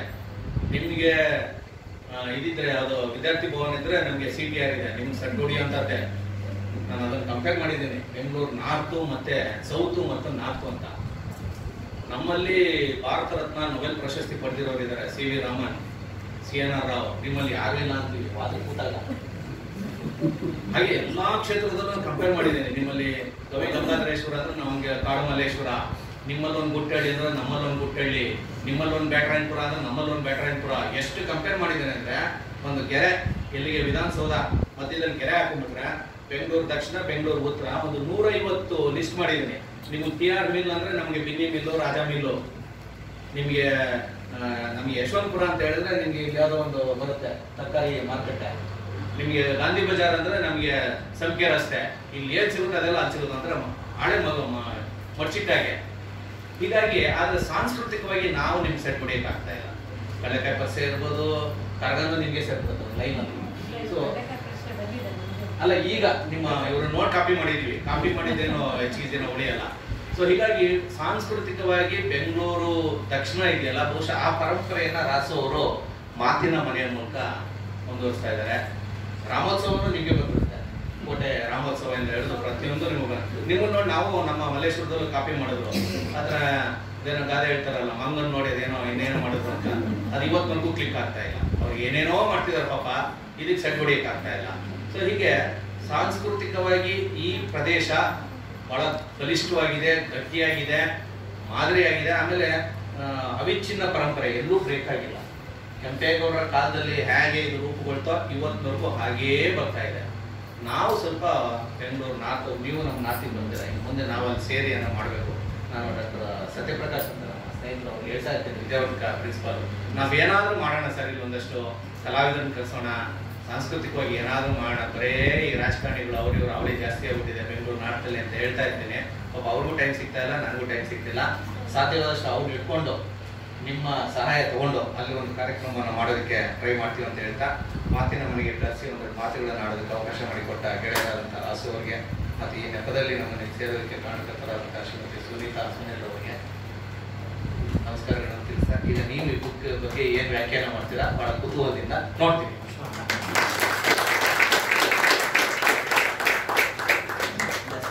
ಕೃತಿಯನ್ನ ಲೋಕಾರ್ಪಣೆ ಮಾಡಿ ಆಶಯ ನುಡಿಗಳನ್ನಾಡಿದಂತಹ ಡಾಕ್ಟರ್ ತಲಕಾಡು ಚಿಕ್ಕರಂಗೇಗೌಡ ಇವರಿಗೆ ಸರ್ವರ ಪರವಾಗಿ ತುಂಬ ಪ್ರೀತಿಯ ಧನ್ಯವಾದಗಳು.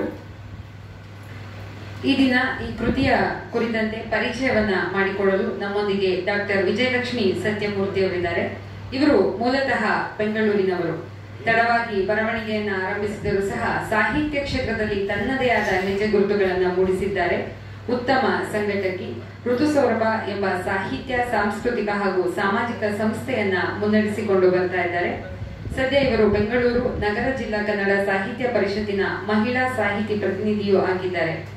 ಇದುವರೆಗೆ ಗಂಧದೋಕುಳಿ, ಸಾಗರವ ಗೆದ್ದವಳು, ಪ್ರೀತಿಯ ಪಂಚಗವ್ಯ, ಅಮೃತಧಾರೆ ಹಾಗೂ ಮನಸ್ಸಿನ ಚಿಲಕ ಎಂಬ ಕವನ ಸಂಕಲನಗಳನ್ನು ಪ್ರಕಟಿಸಿದ್ದಾರೆ.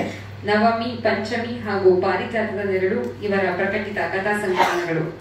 ಅಮೂಲ್ಯ ಹಾಗೂ ಮಳೆಯಲ್ಲಿ ಬಂದ ಅಪ್ಸರೆ, ವ್ಯೂಹ ಇವರು ಬರೆದಿರುವ ಕಾದಂಬರಿಗಳು. ವಿಜಯಪಥ ಆತ್ಮಚರಿತೆ, ಸಂವೇದನೆ ಲೇಖನಗಳ ಸಂಗ್ರಹ ಮತ್ತು ಚುಕ್ಕಿ ಚುಟುಕುಗಳ ಸಂಕಲನವನ್ನ ಕೂಡ ಇವರು ಪ್ರಕಟಿಸಿದ್ದಾರೆ. ಇವರ ನವಮಿ ಕಥಾ ಸಂಕಲನ ಹುಬ್ಬಳ್ಳಿಯ PC ಜಾಬಿನ್ ಕಾಲೇಜಿನ 2ನೇ ಸೆಮಿಸ್ಟರ್ ಡಿಗ್ರಿ ಪಠ್ಯವಾಗಿದೆ. ಬಸವ ವಿಭೂಷಣ ಪ್ರಶಸ್ತಿ, ಬಸವರತ್ನ ಪ್ರಶಸ್ತಿ, ಸಾಹಿತ್ಯ ರತ್ನ ಪ್ರಶಸ್ತಿ, KS ನ ಕಾವ್ಯ ಪುರಸ್ಕಾರ ಹಾಗೂ ಶಾರದಾ ಸುಪುತ್ರಿ ಇವರು ಪಡೆದಿರುವ ಕೆಲವು ಮುಖ್ಯ ಪ್ರಶಸ್ತಿಗಳು. ವಿಜಯ ಶ್ರೀ ಕೃಷ್ಣದೇವರಾಯ ವಿಶ್ವವಿದ್ಯಾಲಯ ಬಳ್ಳಾರಿ ಕನ್ನಡ ಅಧ್ಯಯನ ವಿಭಾಗದ ಉಪನ್ಯಾಸಕರಾಗಿರುವ ಡಾಕ್ಟರ್ ಗುರುರಾಜ್ ಹೆಚ್ ಇವರ ಮಾರ್ಗದರ್ಶನದಲ್ಲಿ ಕುಮಾರಿ ಪಾರ್ವತಿಯವರು ತಮ್ಮ ಎಂಎ ಪದವಿಯ ಆಂಶಿಕ ಪ್ರಬಂಧ ರಚನೆಗೆ ಶ್ರೀಮತಿ ವಿಜಯಲಕ್ಷ್ಮಿ ಸತ್ಯಮೂರ್ತಿಯವರ ಬದುಕು ಬರಹ ಎಂಬ ವಿಷಯವನ್ನ ಆಯ್ಕೆ ಮಾಡಿಕೊಂಡಿರುತ್ತಾರೆ. ಈ ದಿನ ವಿಜಯಲಕ್ಷ್ಮಿ ಸತ್ಯಮೂರ್ತಿಯವರು ನಮ್ಮ ಕಾರ್ಯಕ್ರಮದಲ್ಲಿದ್ದು ಅವರು ಈ ದಿನ ಬಿಡುಗಡೆಯಾಗಿರುವ ಕೃತಿ ಶಿವರಂಜನಿಯಿಂದ ಅಮೃತವರ್ಷಿಣಿಯರಿಗೆ ಇದರ ಕೃತಿ ಪರಿಚಯವನ್ನ ಮಾಡಿಕೊಡಲಿದ್ದಾರೆ.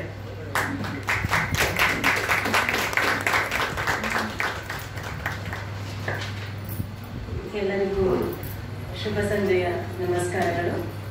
ವೇದಿಕೆಯ ಗಣ್ಯರಾದ ಡಾಕ್ಟರ್ ತಲಕಾಡು ಚಿಕ್ಕರಂಗೇಗೌಡ ಅವರೇ, ಮಾತಿನ ಮನೆಯ ರಾಸು ವೆಂಕಟೇಶ್ ಅವರೇ, ಪ್ರೀತಿಯ ಸುಮಿತಾ ಅವರೇ, ಹಾಗೂ ಇಲ್ಲಿ ನೆರೆದಿರುವ ಎಲ್ಲ ಆತ್ಮೀಯ ಮನಸ್ಸುಗಳು, ಮೊದಲಿಗೆ ಪ್ರೀತಿಯ ಕವಿಯತ್ರಿಗೆ ನನ್ನ ಅಕ್ಕರೆಯ ಅಭಿನಂದನೆಗಳು.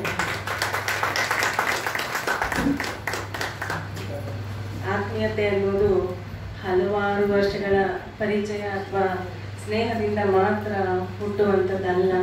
ಇದನ್ನು ಯಾಕೆ ಹೇಳ್ತಾ ಇದ್ದೀನಿ ಅಂದರೆ, ಸುಮಿತಾ ಅವ್ರನ್ನ ನಾನು ಇವತ್ತೇ ಮೊದಲು ನೋಡ್ತಾ ಇರೋದು. ಮೊನ್ನೆ ಮಾತಾಡಿದೆ, ಒಂದು 10 ನಿಮಿಷ ಮಾತಾಡಿದೆ. ಈ ಕೃತಿ ಕುರಿತು ನನ್ನನ್ನು ಆಹ್ವಾನ ನೀಡೋಕ್ಕೆ ಅವರು ನನಗೆ ಕರೆ ಮಾಡಿದರು. ಆದರೂ ಎಷ್ಟೋ ವರ್ಷಗಳ ಒಡನಾಟ ಇದ್ದಂತೆ ನನಗೆ ಅನ್ನಿಸ್ತಾ ಇದೆ. ಇದ್ರ ಜೊತೆಗೆ ತುಂಬ ಖುಷಿ ಕೂಡ ಆಗಿದೆ.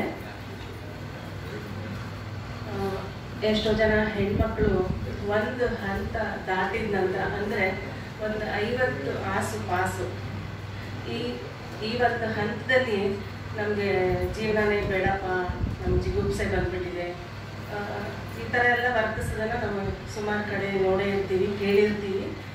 ಯಾವುದ್ರಲ್ಲೂ ಆಸಕ್ತಿ ಇಲ್ಲ, ಯಾಕಾದರೂ ಬದುಕಿದೀವೋ ಅನ್ನೋ ಹಂತಕ್ಕೆ ಹೋಗೋ ಹೆಣ್ಮಕ್ಳು ಕೂಡ ಇದ್ದಾರೆ ನಮ್ಮ ಮಧ್ಯ. ಏನೋ ಒಂದು ಕಾಯಿಲೆ, ಅದು ಮನುಷ್ಯರಿಗೆ ಬರದೆ ಮರಕ್ಕೆ ಬರುತ್ತಾ? ಹಾಗೆ ಬರುತ್ತೆ, ಹೋಗುತ್ತೆ. ಈಗ BP ಬಂತು, ಶುಗರ್ ಬಂತು, ಅದಕ್ಕೆ ಹೊಟ್ಟೆಗೆ ತಿನ್ನೋದನ್ನು ಬಿಟ್ಬಿಟ್ಟು ಎಲ್ಲರ ಹತ್ರ ಬರೀ ಅದೇ ಒಂದು ಚರ್ಚೆ ಮಾಡಿಕೊಂಡು ಆಗೋಯ್ತು ನಮ್ಮ ಕತೆ. ಈಗ BP ಶುಗರ್ ಬಂದರೆ ಅಷ್ಟೇ ನಮ್ಮ ಕತೆ, ನಾಳೆ ನಾಡೋದು ನಾವು ಹೋಗ್ಬಿಡ್ತೀವಿ. ಈ ಥರ ಮಾತಾಡೋ ಹೆಣ್ಮಕ್ಳನ್ನು ಕೂಡ ನಾವು ನೋಡಿದ್ದೀವಿ. ಇನ್ನೊಂದು ವರ್ಗ ಇದೆ, ಅದೇನಂದರೆ ಟೈಮ್ ಪಾಸ್ ಮಾಡೋಕ್ಕೆ ಗೊತ್ತಾಗಲ್ಲ, ಹೇಗೆ ಹೊತ್ಕೊಳ್ಳೋದು ಹೇಗೆ. ಹಾಗಾಗಿ ಬೆಂದ ಮನೆ ಯಾವುದು, ಬೇರೆ ಮನೆ ಯಾವುದು, ಈ ಥರ ಒಂದು ತಿಳ್ಕೊಳ್ಳೋ ಒಂದು ಕುತೂಹಲ ಇರುತ್ತೆ. ಅದು ಒಂದು ದಿನದಲ್ಲಿ 3/4 ಭಾಗ ಇದರಲ್ಲೇ ಒಂದು ಅವರು ಕಾಲ ಕಳೆದಿರುತ್ತೆ. ಅಥವಾ ಇನ್ನೊಂದು ವಿಶೇಷವಾಗಿ ಹೇಳಬೇಕು ಅಂದರೆ, ಅರ್ಥ ಇಲ್ಲದೆ ಇರೋ ಸೀರಿಯಲ್ಗಳು ಬರ್ತಾ ಇರುತ್ತೆ. ಅದ್ರಲ್ಲಿ ಏನು ನಾವು ತಿಳ್ಕೊಳ್ಳೋಂಥದ್ದು ಏನೂ ಇರಲ್ಲ. ಅದರಲ್ಲಿ ಸಿಕ್ಕಾಪಟ್ಟೆ ತಲ್ಲಿನರಾಗಿ ಅದನ್ನು ನೋಡ್ಕೊಂಡು ಅದು ಏನು ತಿಳ್ಕೊತಾರೋ ನನಗಂತೂ ಗೊತ್ತಿಲ್ಲ. ಇದು ನನ್ನ ಅಭಿಪ್ರಾಯ ಅಷ್ಟೇ. ಇದಕ್ಕೆಲ್ಲ ಮುಖ್ಯವಾಗಿ ಕಾರಣ ನಾನು ಅಂದ್ಕೊಳ್ತೀನಿ ಕೆಲವರಲ್ಲಿ ತಿಳುವಳಿಕೆ ಕೊರತೆ, ಮತ್ತು ತಮ್ಮ ಬದುಕನ್ನು ಪ್ರೀತಿಸುವ ಕಲೆ ಅವ್ರಿಗೆ ಬಹುಶಃ ಗೊತ್ತಿರಲಿಕ್ಕಿಲ್ಲ. ನಾನೇನು ಹೇಳ್ತೀನಿ ಅಂದರೆ, ಮೊದಲು ನಮ್ಮನ್ನು ನಾವು ಪ್ರೀತಿಸ್ಬೇಕು ಅಲ್ವಾ? ನಮ್ಮನ್ನು ನಾವು ಪ್ರೀತಿಸಿದ್ರೆ ನಮ್ಮ ಮನಸ್ಸು ಒಳ್ಳೆಯದನ್ನು ಯೋಚಿಸುತ್ತೆ. ಒಂದಷ್ಟು ಒಳ್ಳೆಯ ಕೆಲಸಗಳನ್ನು ಮಾಡಬೇಕು ಅನ್ನೋ ಒಂದು ತುಡಿತ ಕೂಡ ನಮ್ಮಲ್ಲಿ ಹೆಚ್ಚಾಗತ್ತೆ. ಹಾಗಾಗಿ ದಯವಿಟ್ಟು ಯಾರು ತಪ್ಪು ತಿಳ್ಕೊಬೇಡಿ, ಇದೊಂದು ವರ್ಗಕ್ಕೆ ಮಾತ್ರ ಅನ್ವಯ ಆಗುತ್ತೆ.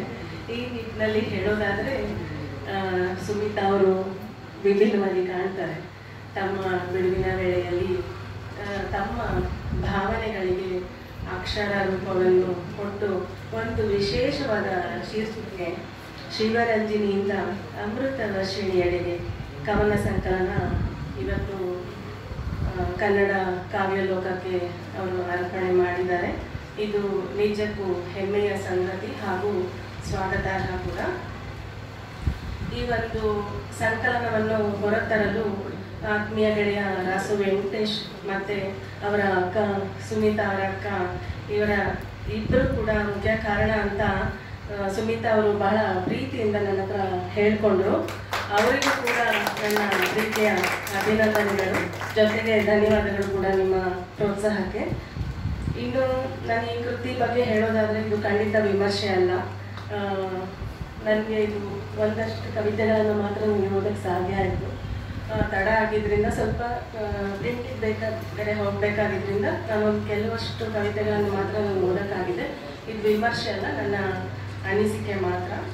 ಈ ಕೃತಿಯ ಬೆಲೆ ಸುಂದರವಾದ ಮುಖಪುಟ ಹೊಂದಿದೆ ಈ ಕೃತಿ.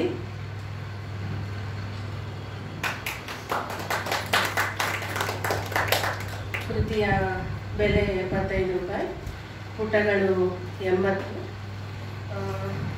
ಇದರಲ್ಲಿ ಸೊಗಸಾದ ಮುನ್ನುಡಿಯನ್ನು ಡಾಕ್ಟರ್ ತಲಕಾಡು ಚಿಕ್ಕರಂಗೇಗೌಡರು ಬರೆದಿದ್ದಾರೆ. ಒಂದು ಕವಿತೆ ಜೀವವಿರುವಾಗ ಸೌಖ್ಯದು. ಈ ಕವಿತೆ ಓದಿದಾಗ ಒಂದು ಹಾಡು ನೆನಪಾಯಿತು. ನಗುವಾಗ ಎಲ್ಲ ನೆಂಟರು, ಅಳುವಾಗ ಯಾರೂ ಇಲ್ಲ. ಜನರ ವಿಚಿತ್ರ ವರ್ತನೆಯ ಬಗ್ಗೆ ತಿಳಿಸ್ತಾ ಎಚ್ಚರಿಕೆಯ ಸಂದೇಶವನ್ನು ಇದರಲ್ಲಿ ಕೊಡ್ತಾರೆ ಅವರು.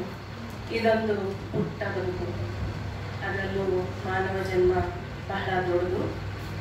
ಯಾವುದೇ ಫಲಾಪೇಕ್ಷೆ ಇಲ್ಲದೆ ನೀವು ಬಡತನೆ ಮಾಡ್ತಾ ಹೋಗಿ ಅಂತ ಈ ಕವಿತೆಯ ಆಶಯ.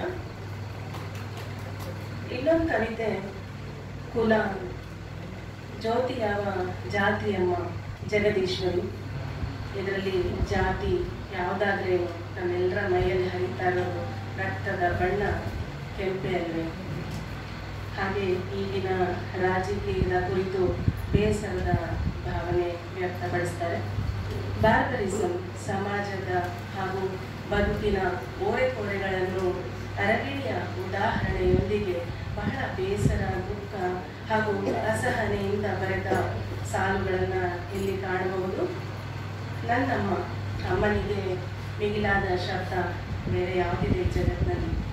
ಅಮ್ಮನ ಕುರಿತ ಅಂತಃಕರಣದ ನುಡಿಗಳು ಇದರಲ್ಲಿ ಅಡಕಾಗಿದೆ. ಹೃದಯಕ್ಕೆ ಆಪ್ತ ಎನಿಸುವ ಇನ್ನು ಅನೇಕ ಕವಿತೆಗಳು ಈ ಸಂಕಲನದಲ್ಲಿ ಇದೆ. ತಾವೆಲ್ಲರೂ ದಯವಿಟ್ಟು ಇದನ್ನು ಕೊಂಡು ಓದಬೇಕು ಅಂತ ನಾನು ಮನವಿ ಮಾಡ್ಕೊಳ್ತಾ ಇದ್ದೀನಿ. ಮತ್ತೊಮ್ಮೆ ಗೆಳತಿ ಸುಬೀತಾ ಅವರನ್ನು ಪ್ರೀತಿಯಿಂದ ಅಭಿನಂದಿಸ್ತಾ ಮತ್ತಷ್ಟು ಮಗದಷ್ಟು ಬರೆಯುವ ಶಕ್ತಿಯನ್ನು ತಾಯಿ ಶಾರದೆ ನಿಮಗೆ ನೀಡಲಿ ಅಂತ ನಾನು ಕೇಳ್ಕೊಳ್ತಾ ಎಲ್ರಿಗೂ ನಮಸ್ಕರಿಸಿ ಧನ್ಯವಾದ. ಡಾಕ್ಟರ್ ವಿಜಯಲಕ್ಷ್ಮಿ ಸತ್ಯಮೂರ್ತಿ ಅವರಿಗೆ ಸರ್ವರ ಪರವಾಗಿ ತುಂಬು ಪ್ರೀತಿಯ ಧನ್ಯವಾದಗಳು. ಈಗ ವೇದಿಕೆಯಲ್ಲಿ ಶ್ರೀಮತಿ ವಸುಮತಿ ಜೈನ್, ಲೇಖಕಿ, ಬರಹಗಾರ್ತಿ, ಇವರಿಂದ ಸುನೀತಾ ಸುನಿಲ್ ಅವರು ಬರೆದಿರುವ ಕವಿತೆಯನ್ನು ವಾಚನ ಮಾಡಲಿದ್ದಾರೆ. ಎಲ್ಲರಿಗೂ ಶುಭ ಸಂಜೆ. ವೇದಿಕೆ ಮೇಲಿರುವ ಗಣ್ಯಾತಿ ಗಣ್ಯರಿಗೆ ವಂದಿಸುತ್ತಾ, ಮೊದಲನೇದಾಗಿ ಸುನೀತಾ ಸುನಿಲ್ ಅವರ ಈ ಕವನ ಸಂಕಲನದ ಮುಖಪುಟ ನನಗೆ ಬಹಳ ಇಷ್ಟ ಆಯಿತು. ಯಾಕೆ ಇಷ್ಟ ಆಯಿತು ಅಂದರೆ, ನಾನು ಇಲ್ಲಿ ನೋಡಿದ ಕೂಡಲೇ ಅಂದ್ಕೊಂಡೆ ಬಹುಶಃ ಇವತ್ತು ಮಾತಿನ ಮನೆ ಚಿಕ್ಕದಾಗಿ ಕಾಣಿಸ್ತಾ ಇದೆ ಸರ್ ಅಲ್ವಾ. ಯಾಕೆಂದ್ರೆ ಜಾಗ ಸಾಕಾಗ್ತಾ ಇಲ್ಲ ಅನ್ನೋದಕ್ಕೆ ಕಾರಣ ಸುನೀತಾ ಅವರ ಸ್ನೇಹ ಬಂಧುರ ಆ ಹಂದರ ಎಷ್ಟು ಚೆನ್ನಾಗಿ ಹಬ್ಕೊಂಡಿದೆ ಅನ್ನೋದಕ್ಕೆ ಸಾಕ್ಷಿಯಾಗಿದೆ ಇವತ್ತು ಮಾತಿನ ಮನೆ. ಆರಂಭಕ್ಕೆ ಬರೀತಾರೆ ಲೇಖಕಿಯ ಮಾತು ಅಂತ, ಎಲ್ಲಿಯೋ ಪಯಣ, ಎಲ್ಲಿಯದೋ ದಾರಿ, ಎಲ್ಲಿದೆ ನನ್ನವರು. ಇದನ್ನ ನಾನು ಯಾಕೆ ತಗೊಂಡೆ ಅಂದ್ರೆ, ಎಲ್ಲಿಯ ನಾನು, ಎಲ್ಲಿಯ ಸುಮಿತಾ ಮೇಡಮ್, ಎಲ್ಲಿಯ ಮಾತಿನ ಮನೆ. ನನಗೆ ಬಹಳ ಇಷ್ಟವಾದ ಒಂದು 4 ಕವನಗಳನ್ನ ವಾಚನ ಮಾಡ್ತೀನಿ. ಸೌಖ್ಯವೇ ಅವರ ಮೊದಲನೇ ಕವನದ ಶೀರ್ಷಿಕೆ ಸೌಖ್ಯವೇ. ಜೀವವಿರುವಾಗ ಸೌಖ್ಯವೇ ಎನ್ನುವರು 100 ಜನ. ಜೀವವಿರುವಾಗ ಸೌಖ್ಯವೇ ಎನ್ನುವರು 100 ಜನ. ಸತ್ತಾಗ ಹೊರಲು ಬರುವವರು 4 ಜನ. ದಿನವೂ ಸತ್ತಂತೆ ಬದುಕಿದರೆ ನೋಡದೆ ಹೋಗುವವರು ಹಲವು ಮಂದಿ. ದಿನವೂ ಸತ್ತಂತೆ ಬದುಕಿದರೆ ನೋಡದೆ ಹೋಗುವವರು ಹಲವು ಮಂದಿ. ಮಣ್ಣಲ್ಲಿ ಮಣ್ಣಾದಾಗ ಸಿಗುವುದು ನೆನಪಷ್ಟೇ. ಮಣ್ಣಲ್ಲಿ ಮಣ್ಣಾದಾಗ ಸಿಗುವುದು ನೆನಪಷ್ಟೇ. ಬದುಕಿನ ಈ ಪಯಣದಲ್ಲಿ ಎಲ್ಲರೊಂದಿಗೆ ಹೆಜ್ಜೆ ಹಾಕಿ. ನಗುವು ನೂರ್ಮಡಿಯಾಗಿ ದಾರಿ ಸವಿಸು ಪಯಣಿಗ. ನಕ್ಕಾಗ ನಿನ್ನೊಂದಿಗೆ 4 ಮಂದಿ, ಅತ್ತಾಗ ನೀನೊಬ್ಬನೇ. ನಕ್ಕಾಗ ನಿನ್ನೊಂದಿಗೆ 4 ಮಂದಿ, ಅತ್ತಾಗ ನೀನೊಬ್ಬನೇ. ಹಾಗಿದ್ದಾಗ ಮುಖ ಪರದೆ ಹಾಕಿದರೂ ನಗಿಸು. ಅಳುತ್ತಾ ಕೂರಲು ಜನರಿಗೆ ಸಮಯವಿಲ್ಲ. ಅಳುತ್ತಾ ಕೂರಲು ಜನರಿಗೆ ಸಮಯವಿಲ್ಲ, ನೀ ನಕ್ಕು ನಗಿಸಲು ಬೇಕಿರುವುದು ಹೃದಯ ವೈಶಾಲ್ಯ. ನೀ ನಕ್ಕು ನಗಿಸಲು ಬೇಕಿರುವುದು ಹೃದಯ ವೈಶಾಲ್ಯ. ಬದುಕು ಚಿಕ್ಕದು, ಮಾನವ ಜನ್ಮ ದೊಡ್ಡದು. ಬದುಕು ಚಿಕ್ಕದು, ಮಾನವ ಜನ್ಮ ದೊಡ್ಡದು. ಕೊಡುವುದ ಕಲಿ, ಪಡೆಯುವ ಚಿಂತೆ ಬೇಡ ನಿನಗೆ. ಕೊಡುವುದ ಕಲಿ, ಪಡೆಯುವ ಚಿಂತೆ ಬೇಡ ನಿನಗೆ. ದಾರಿ ಸವೆಸೋ ಪಯಣಿಗ, ದಾರಿ ಸವೆಸೋ ಪಯಣಿಗ.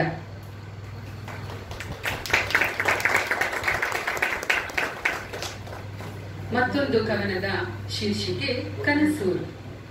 ಕನಸೂರಿನ ದಾರಿಯಲ್ಲಿ ನಡೆಯಲು ಎಕ್ಕು ತಗ್ಗುಗಳಿರಲಿ, ಕನಸೂರಿನ ದಾರಿಯಲ್ಲಿ ನಡೆಯಲು ಎಕ್ಕು ತಗ್ಗುಗಳಿರಲಿ, ಆದರೆ ಕಾಲುಗಳಲ್ಲಿ ಬಲವಿರಲಿ. ಕಲ್ಲು ಮುಳ್ಳುಗಳಿರಲಿ, ಆದರೆ ಪಾದದಲ್ಲಿ ಒಳ್ಳೆಯದೊಂದು ಜೋಡಿರಲಿ. ಕನಸೂರಿನ ದಾರಿಯಲ್ಲಿ ಕಲ್ಪನೆಗೆ ಮೀರಿದ ಜಗತ್ತಿರಲಿ, ಕನಸೂರಿನ ದಾರಿಯಲ್ಲಿ ಕಲ್ಪನೆಗೆ ಮೀರಿದ ಜಗತ್ತಿರಲಿ, ಅದನ್ನು ತಲುಪುವ ಗುರಿ ಇರಲಿ, ಅದನ್ನು ತಲುಪುವ ಗುರಿ ಇರಲಿ.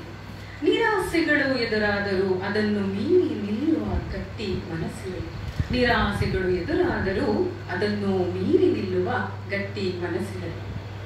ಕನಸೂರಿನ ದಾರಿಯಲ್ಲಿ ಕೂಡಿ ನಡೆಯುವವನ ಕಾಲನ್ನು ಕತ್ತರಿಸದೆ ದಾರಿ ಸಾಗುತ್ತಿರಲಿ. ಕನಸಿನೂರು ಕಾಲ್ಪನಿಕವಾಗದೆ ಸತ್ಯತೆಯ ಸ್ವರೂಪವಾಗಿರಲಿ, ಕನಸಿನೂರು ಕಾಲ್ಪನಿಕವಾಗದೆ ಸತ್ಯತೆಯ ಸ್ವರೂಪವಾಗಿರಲಿ. ನನಗೆ ಬಹಳ ಇಷ್ಟವಾದ ಲೇಖನ ಇದು. ಲೇಖನಿಯಿಂದ ಮನವೇ ನೀ ಎನಗೆ ನಂದಾದೀಪ, ಕಾಗದಲ್ಲಿ ಮೂಡುವ ಪದಪುಂಜವು, ನಿನ್ನ ಮೇಲೆ ಬರೆಯುವ ಚಿತ್ರಗಳೇ ನೀ ಎನ್ನ ಗೆಳತಿ, ನೀ ಎನ್ನ ಸಖಿ. ನನ್ನ ಹಿಡಿದುಪ್ಪಿ ಮುದ್ದಾಡು ಕೈ ಹಿಡಿದು ಬೆಳೆಸುವ ಕಲೆಗಾತಿ ನೀ ಎನ್ನ ಸ್ಫೂರ್ತಿ. ಗೆಲುವುಗಳ ನೋಡುವ ಮುನ್ನವೇ ಸರಮಾಲೆಯ ಸೋಲುಗಳ ಪಾದ ಎನ್ನದು. ನೋವಿರಲಿ ನಲಿವಿರಲಿ ಎನ್ನ ಬಿಗಿದಪ್ಪಿ ಸಂತೈಸು ಮುದ್ದು ಮಾಡಿ ಮದ್ದು ಉಳಿಸಿ. ನಗುವ ದಿನಗಳಾನಿಸಿದ ನಿರಂತರ ಗೆಳತಿ ನೀನು, ನಗುವ ದಿನಗಳಾನಿಸಿದ ನಿರಂತರ ಗೆಳತಿ ನೀನು. ನೀ ಎನಗೆ ಬದುಕಿನ ಸ್ಫೂರ್ತಿ, ನೀ ಎನಗೆ ಬದುಕಿನ ಸ್ಫೂರ್ತಿ. ಹಾಕುವವರು ಯಾರಿಲ್ಲ ಈ ಬೆಳಕಿಗೆ ಬೇದಿ, ಹಾಕುವವರು ಯಾರಿಲ್ಲ ಈ ಬೆಳಕಿಗೆ ಬೇದಿ. ಬದುಕಿನುದ್ದಕ್ಕೂ ನಿಂತಿಹರು ತಪ್ಪುಗಳ ಹುಡುಕುತ್ತಾ ಒಪ್ಪ ಮಾಡುವ ಮಂದಿ. ಬದುಕಿನುದ್ದಕ್ಕೂ ನಿಂತಿಹರು ತಪ್ಪುಗಳ ಹುಡುಕುತ್ತಾ ಒಪ್ಪ ಮಾಡುವ ಮಂದಿ. ಲೋಕದ ಮನೆಗೊಂದಿದೆ ಬೀಗದ ಕೀಲಿಕೈ, ಲೋಕದ ಮನೆಗೊಂದಿದೆ ಬೀಗದ ಕೀಲಿಕೈ. ಮನಸಖಿಯ ನೀ ಮೂಡಿಸುವ ಬೆಳಕು. ಬೀಗ ಮುದ್ರೆ ಇಲ್ಲದ ಬಾಗಿಲು ನೀ ಎನ್ನ ಸ್ಫೂರ್ತಿ, ಬೀಗ ಮುದ್ರೆ ಇಲ್ಲದ ಬಾಗಿಲು ನೀ ಎನ್ನ ಸ್ಫೂರ್ತಿ. ನಾಗ ಲೋಟದಲ್ಲಿ ಓಡದಿರು ಗೆಳತಿ, ನಾಗ ಲೋಟದಲ್ಲಿ ಓಡದಿರು ಗೆಳತಿ. ನಿನ್ನ ಸಮನಾಗಿಯೋಡಿ ಹೆಜ್ಜೆ ಹಾಕಲು ನನ್ನಲ್ಲಿಲ್ಲ ಶಕ್ತಿ. ನೀ ಅಗೋಚರವಾದರೂ ನೀ ಎನ್ನ ಜೀವನದ ಜ್ಞಾನದೀಪ್ತಿ, ನೀ ಅಗೋಚರವಾದರೂ ನೀ ಎನ್ನ ಜೀವನದ ಜ್ಞಾನದೀಪ್ತಿ. ಜೀವನ ಚಕ್ರ ನಿಲ್ಲುವ ತನಕವೂ ಕೈ ಹಿಡಿಯುವ ಸಖಿಯೇ, ನನ್ನೀ ಪರದಲ್ಲಿರುವ ನೀ ಎನ್ನ ಸ್ಫೂರ್ತಿ.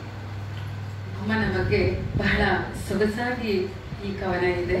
ಬಹುಶಃ ನಾವೆಲ್ಲರೂ ಭಾವುಕರಾಗ್ಬೋದು. ನೆಪ ಹುಡುಕಿ ನೆನಪಾಗ್ತಾಳೆ ನನ್ನಮ್ಮ, ನೆಪ ಹುಡುಕಿ ನೆನಪಾಗ್ತಾಳೆ ನನ್ನಮ್ಮ. ಹೆಜ್ಜೆಯ ಕುರುಹುಗಳು ಸಿಗದಂತೆ, ಹೆಜ್ಜೆಯ ಕುರುಹುಗಳು ಸಿಗದಂತೆ. ಕಾರಣ ತಿಳಿಸದೆ ಕಾಣೆಯಾಗಿದ್ದಾಳೆ, ಕಾರಣ ತಿಳಿಸದೆ ಕಾಣೆಯಾಗಿದ್ದಾಳೆ. ನಿತ್ಯ ಸತ್ಯದಂತೆ ನೆನಪಾಗುತ್ತಾಳೆ, ಕಣ್ಣೀರ ಧಾರೆಗೆ ನೆಪವಾಗುತ್ತಾಳೆ ನನ್ನಮ್ಮ, ಕಣ್ಣೀರ ಧಾರೆಗೆ ನೆಪವಾಗುತ್ತಾಳೆ ನನ್ನಮ್ಮ. ಅಮ್ಮನ ಐಡಲನ್ನು ಬಯಸಿರುವೆ, ನೆನಪುಗಳನ್ನು ಸುಡಲು ಕಾತರಿಸಿ. ಅಮ್ಮನ ಐಡಲನ್ನು ಬಯಸಿರುವೆ, ನೆನಪುಗಳನ್ನು ಸುಡಲು ಕಾತರಿಸಿ. ನಿನ್ನ ಮರೆಯೋಕೆ ಆಗುವುದಿಲ್ಲವೇ, ನಿನ್ನ ಮರೆಯೋಕೆ ಆಗುವುದಿಲ್ಲವೇ. ಕೊಟ್ಟ ಕರುಳನ್ನು ಕಿತ್ತುಕೊಂಡು ಹೋಗಿರುವವಳು, ಕೊಟ್ಟ ಕರುಳನ್ನು ಕಿತ್ತುಕೊಂಡು ಹೋಗಿರುವವಳು. ನೆನಪನ್ನು ಹುಡುಕುವ ನೆವವಾಗುತ್ತಾಳೆ ನನ್ನಮ್ಮ, ನೆನಪನ್ನು ಹುಡುಕುವ ನೆವವಾಗುತ್ತಾಳೆ ನನ್ನಮ್ಮ. ದೇವತೆಯಂತೆ ಹಾರಿ ಬಂದಳು ನನ್ನಮ್ಮ, ದೇವತೆಯಂತೆ ಹಾರಿ ಬಂದಳು ನನ್ನಮ್ಮ. 4 ಬಣ್ಣದ ರೆಕ್ಕೆ ಕಟ್ಟಿ ಹಾರಿದಳಾಕೆ. ಆಗಸದಿಂದ ಬದುಕು ರಂಗಾಡಿ ಕಂಡಿತಲ್ಲವೇ. ಎಷ್ಟು ಚೆನ್ನಾಗಿ ಕೇಳ್ತಾರೆ ನೋಡಿ ಅವರು. ಆಗಸದಿಂದ ಬದುಕು ರಂಗಾಡಿ ಕಂಡಿತಲ್ಲವೇ. ಪಡಿಗಳನ್ನು ಕಡಿದು ಬಾನಲ್ಲಿ ತಾರೆಯಾದಳಾಕೆ. ಪಡಿಗಳನ್ನು ಕಡಿದು ಬಾನಲ್ಲಿ ತಾರೆಯಾದಳಾಕೆ. ನೆನಪಿನ ನೆಪದಲ್ಲಿ ಕಣ್ಣೀರಿಗೆ ಕಾರಣವಾಗುತ್ತಾಳೆ. ನೆನಪಿನ ನೆಪದಲ್ಲಿ ಕಣ್ಣೀರಿಗೆ ಕಾರಣವಾಗುತ್ತಾಳೆ. ಹೃದಯದ ನೋವಿಗೆ ಎರಕು ಬಣ್ಣ ಕಟ್ಟುತ್ತಾಳೆ. ಬತ್ತಿ ಹೋದ ಕಮ್ಮನಿಗೆ ಕುಳಿರೆರೆಯಾಗುತ್ತಾಳೆ. ಭೂಮಿ ದುಂಡದಲ್ಲವೇನು, ಮತ್ತೆ ಸಿಗಲಾರಳೇನು. ಎಷ್ಟು ಚೆನ್ನಾಗಿ ಪ್ರಶ್ನೆ ಮಾಡ್ತಾರೆ ನೋಡಿ, ನಮಗೆ ಓದುಗರಿಗೆ ಬಿಟ್ಬಿಟ್ಟಿದ್ದಾರೆ. ಭೂಮಿ ದುಂಡದಲ್ಲವೇನು, ಮತ್ತೆ ಸಿಗಲಾರಳೇನು. ಉತ್ತರಗಳು ಸಿಗದ ಪ್ರಶ್ನೆ ಇದಲ್ಲವೇನು. ಉತ್ತರಗಳು ಸಿಗದ ಪ್ರಶ್ನೆ ಇದಲ್ಲವೇನು. ಸಂತೈಸಲಾಗದ ನೆನಪಾಗುತ್ತಾಳೆ ನನ್ನ. ಯಾರನ್ನು ಆ ನೋವನ್ನ ಅಗಲಿಕೆ ನನ್ನ ತಾಯಿನ ಆ ನೋವನ್ನ ಯಾರು ಸಂತೈಸಕ್ಕಾಗಲ್ಲ. ನಮ್ಮ ನಾವೇ ಸ್ವತಃ ಸಂತೈಸ್ಕೊಂಡು ಒಂದು ನಿಟ್ಟುಸಿರು ಬಿಟ್ಟು ಒಂದಷ್ಟು ಕಮ್ಮನೆ ಸುರಿಸಿ ಅವಳ ನೆನಪಲ್ಲಿ ನಾವು ಸುಮ್ಮನಾಗಬೇಕಾಗತ್ತೆ. ಅದೇ ಒಂದು ಸಾಲುಗಳಿಗೆ ಬರುತ್ತೆ ನೋಡಿ. ಉತ್ತರಗಳು ಸಿಗದ ಪ್ರಶ್ನೆ ಇದಲ್ಲವೇನು. ಸಂತೈಸಲಾಗದ ನೆನಪಾಗುತ್ತಾಳೆ ನನ್ನಮ್ಮ. ಅವಕಾಶಕ್ಕಾಗಿ ಧನ್ಯವಾದಗಳು. ನಿಮ್ಮಿಂದ ಹೊರಹೊಮ್ಮಲಿ ಅಂತ ಹೇಳ್ತೀನಿ. ಒಂದು ಮಾತನ್ನು ನಿಮ್ಮ ಅನುಮತಿ ಕೋರಿ ಹೇಳ್ತಾ ಇದ್ದೀನಿ. ಅವ್ರ ಅಕ್ಕನ ಜೊತೆ ಒಂದು ಹಗ್ ಮಾಡ್ಕೊಂಡು ತುಂಬಾ ಭಾವುಕರಾಗ್ಬಿಟ್ರು. ಯಾಕೆ ನಾನು ಆ ಮಾತನ್ನ ಹೇಳ್ತೀನಿ ಅಂದ್ರೆ, ಒಬ್ಬ ಕವಿ ಇಲ್ಲ ಕವಯತ್ರಿಗೆ ಒಂದು ಪುಸ್ತಕ, ಅದು ಮೊದಲನೇ ಪುಸ್ತಕ ಚೊಚ್ಚಲ ಕೃತಿ ಬಿಡುಗಡೆ ಆಗದು ಅಂದ್ರೆ ಒಂದು ನವಮಾಸದ ಹೆಣ್ಣು ಆ ಮಗುವನ್ನ ಕಾಪಾಡಿಕೊಂಡು ಒಂದು ಜನನ ಕೊಡ್ತಾಳಲ್ಲ, ಆ ರೀತಿ ಅನುಭವ ತಂದ್ಕೊಡುತ್ತೆ. ಎಷ್ಟೋ ವರ್ಷದಿಂದ ನಾವು ಬರಿತಾ ಇರ್ತೀವಿ, ಆದ್ರೆ ಒಂದು ಪುಸ್ತಕನ ಪ್ರಕಟ ಮಾಡ್ಕೊಳಕ್ ನಮ್ಗೆ ಸಾಧ್ಯನೇ ಆಗಿರಲ್ಲ. ಅಂತ ನಿಟ್ಟಿನಲ್ಲಿ ಅವರು ಭಾವುಕರಾಗಿದ್ದು ನೋಡಿ ನನಗೂ ಬಹಳ ಖುಷಿ ಆಯ್ತು. ಮತ್ತೊಂದಷ್ಟು ಕೃತಿಗಳು ಸಾರಸ್ವತ ಲೋಕಕ್ಕೆ ಕೊಡುಗೆಯಾಗಿದ್ದಾರೆ ಅಂತ ಕೇಳ್ಕೊಳ್ತಾ ಇದ್ದೀನಿ. ಮತ್ತೊಮ್ಮೆ ಮಾತಿನ ಮನೆಗೆ ನಾನು ಶರಣಾರ್ಥಿ.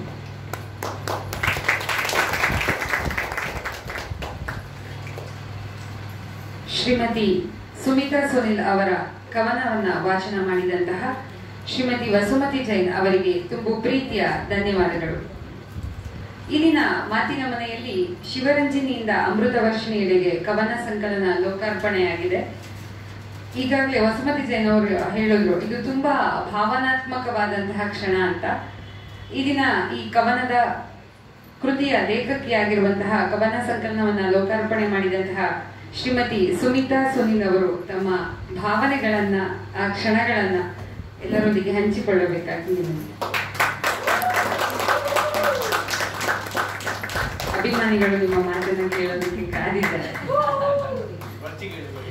ಇಲ್ಲಿ ಸೇರಿರೋ ಎಲ್ರಿಗೂ ನಾನು ಏನು ಹೇಳ್ಬೇಕು ಅಂತಾನೆ ಗೊತ್ತಾಗ್ತಾರ. ಬಹಳ ಸಂತೋಷ ಆಗ್ತದೆ ಎಲ್ರಿಗೂ ನನ್ನ ವಂದನೆಗಳು. ನನ್ನ ಮಾತಿಗಿಂತ 100 ಪಟ್ಟು ನನ್ನ ಮನಸ್ಸಿನ ಮಾತು ಮಾತಾಡ್ತಾ ಇದೆ. ಆದ್ರೆ ಅದನ್ನೆಲ್ಲಾನು ವ್ಯಕ್ತಪಡಿಸೋದಕ್ಕೆ ಪದಗಳು ನನ್ನ ಬಾಯಲ್ಲಿ ಬರುತ್ತೋ ಇಲ್ವೋ ಗೊತ್ತಿಲ್ಲ. ಅದು ಅಷ್ಟು ಕುದುರೆ ತರ ಓಡ್ತಾನೆ ಇದೆ. ನನ್ನ ತಲೆನಲ್ಲಿ ಓಡ್ತಾ ಇರೋದೆಲ್ಲ ನಾನು ಮಾತಾಡಕ್ ಆಗಲ್ಲೆ. ಅವ್ರು ಬಂದು ಮಾತಾಡಿದಾಗ ನಾನು ಇಷ್ಟು ಅರ್ಹರ ಇದಕ್ಕೆಲ್ಲ ಅಂತ ಒಂದು ನಿಮಿಷ ಒಂದು ಕ್ವೆಶ್ಚನ್ ಮಾರ್ಕ್ ನನಗೆ ಬಂತು.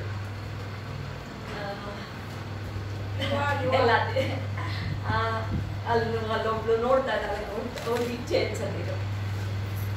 ಇದೆಲ್ಲ ಒಂದು ಸ್ವಲ್ಪ ಪೀಠೆ. ಇಲ್ಲಿ ಮುಖ್ಯ ವಿಷಯ ಅಂತಂದ್ರೆ, ನಾನು ಬರೆದಿರೋ ಶೀರ್ಷಿಕೆ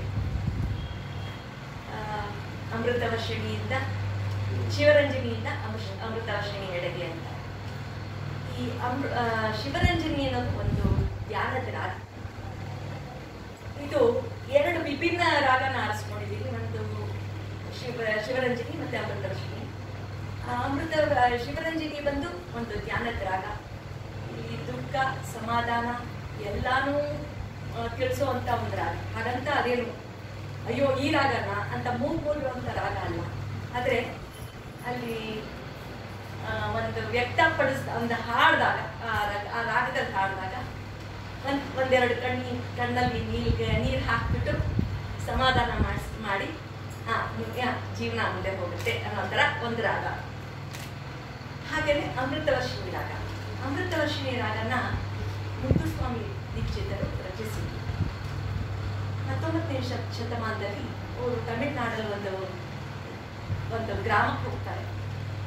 ಆ ಗ್ರಾಮದಲ್ಲಿ ಬರ ಬಂದಾಗ ಅವ್ರಿಗೆ ಅದು ನೋಡಿದ ತಕ್ಷಣ ತುಂಬ ದುಃಖ ಹೋಗುತ್ತೆ.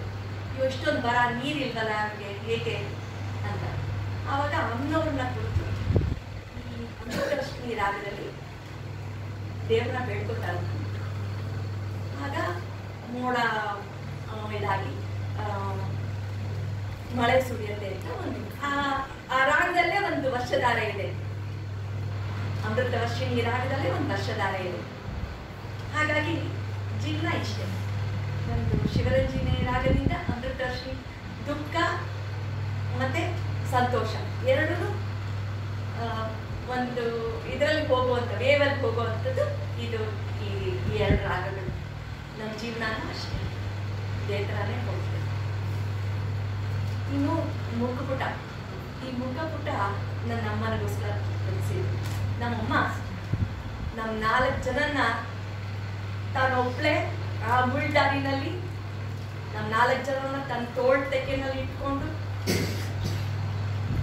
ದುಃಖದಲ್ಲಿ ಇದ್ದಾಗಲೂ ಸಂತೋಷದ ಕಡೆ ಕರ್ಕೊಂಡು ಅಂದ್ರೆ ದಾರಿ ದೀಪ ತೋರಿಸುತ್ತ ಯಾವ್ದ್ರ ಇದೆ ದಾರಿ ನೋಡು, ಈ ದಾರಿನಲ್ಲಿ ನಿಮ್ಗಳಿಗೆ ಹೋಗಕ್ ಆಗತ್ತೆ ಅನ್ನೋದನ್ನ ತೋರಿಸ್ಕೊಟ್ಬಿಟ್ಟು ನಾನು ಅವಳಿಗೋಸ್ಕರ ಇಟ್ಕೊಟ್ಟ. ನಮ್ಮ 4 ಜನ ಇಟ್ಕೊಂಡು ಅವಳು ದಾರಿ ತೋರಿಸ್ತಾ ಇದ್ದಾಳೆ ಇಟ್ಕೊಟ್ಟ. ಗಮನ ಬರೆಯೋ ಹವ್ಯಾಸ ಇತ್ತೀಚೆಗಷ್ಟೇ ಬಂದಿದ್ದು, ತುಂಬಾ ಲೇಟಾಗಿ ಬಂತು. 10 ವರ್ಷ 15 ವರ್ಷದ ಹಿಂದೆ ಬಂತು ಅನ್ಸುತ್ತೆ. ಅದನ್ನ ತನಕ ಕರ್ಕೊಂಡ್ಬಂದಿದ್ದೀನಿ, ನಿಲ್ಸಿದೆ. ಎಷ್ಟೋ ಸತಿ ನಮ್ಮ ಯಜಮಾನ್ರು, ನನ್ನ ಮಗ, ನನ್ನ ಸೊಸೆ ಆಗೋಳು, ನಮ್ಮ ಅಕ್ಕ ಎಷ್ಟೋ ಸತಿ ಎಲ್ಲರೂ ಕೇಳಿದ್ರು ಇದನ್ನ ಹೊರಗಡೆ ತಗೊಂಬರೋಣ ಅಂತ. ನನಗೆ ಈ ಬೆಳಕಿಗೆ ಬರೋಕೆ ಇಷ್ಟ ಆಗಲಿಲ್ಲ. ನನಗೆ ಓಕೆ, ನಾನು ಏನೋ ನನ್ನ ಆಸೆ ಹವ್ಯಾಸಕ್ಕೋಸ್ಕರ ಬರ್ಕೊಂಡು ಹೋಗ್ತೀನಿ, ಇಟ್ಕೊಳ್ಳಿ ಹೋಗು, ನನಗೆ ಬೇಡ, ಯಾವ ಥರನೂ ಬೇಡ, ನನ್ನ ಪಾಡಿಗೆ ನಾನು ಹೇಳ್ತೀನಿ ಅಂತ. ಆದರೆ ನನ್ನ ಅಕ್ಕ ತುಂಬ ಜಾಣ. ಅವಳೇನು ಮಾಡಿದ್ಲು, ಅದನ್ನ ಇಲ್ಲ ನಾನು ತೊಗೊಂಡೇ ಬರ್ತೀನಿ ಹಠಕ್ಕೆ ಬಿಟ್ಬಿಟ್ಟು ಇದನ್ನ ನನಗೆ ಗೊತ್ತಿಲ್ಲದಿರೋಂಗೆ ಅದನ್ನೆಲ್ಲ ಸಂಗ್ರಹ ಮಾಡಿಕೊಂಡು ಒಂದು ದಿವಸ ಅದು ನನಗೆ ಬಂತು, ಎಡಿಟ್ ಮಾಡೋದಕ್ಕೆ ನನಗೆ ಬಂತು.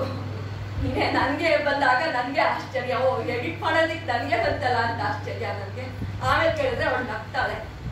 ಹೌದು, ಈ 4ನೇ ತಾರೀಕಿಗೆ ಬಿಡುಗಡೆ ಮಾಡಬೇಕು ಯಾಕೆಂತಂದ್ರೆ ನನ್ನ ಮಗನ ಹುಡ್ದವ ಬರಬೇಕು ಅಂತೇಳಿ ಮಾಡ್ತಾರೆ. ಸೊ ಗೆಲ್ವೆಲ್ಲ ಅವ್ರದ್ದೆ.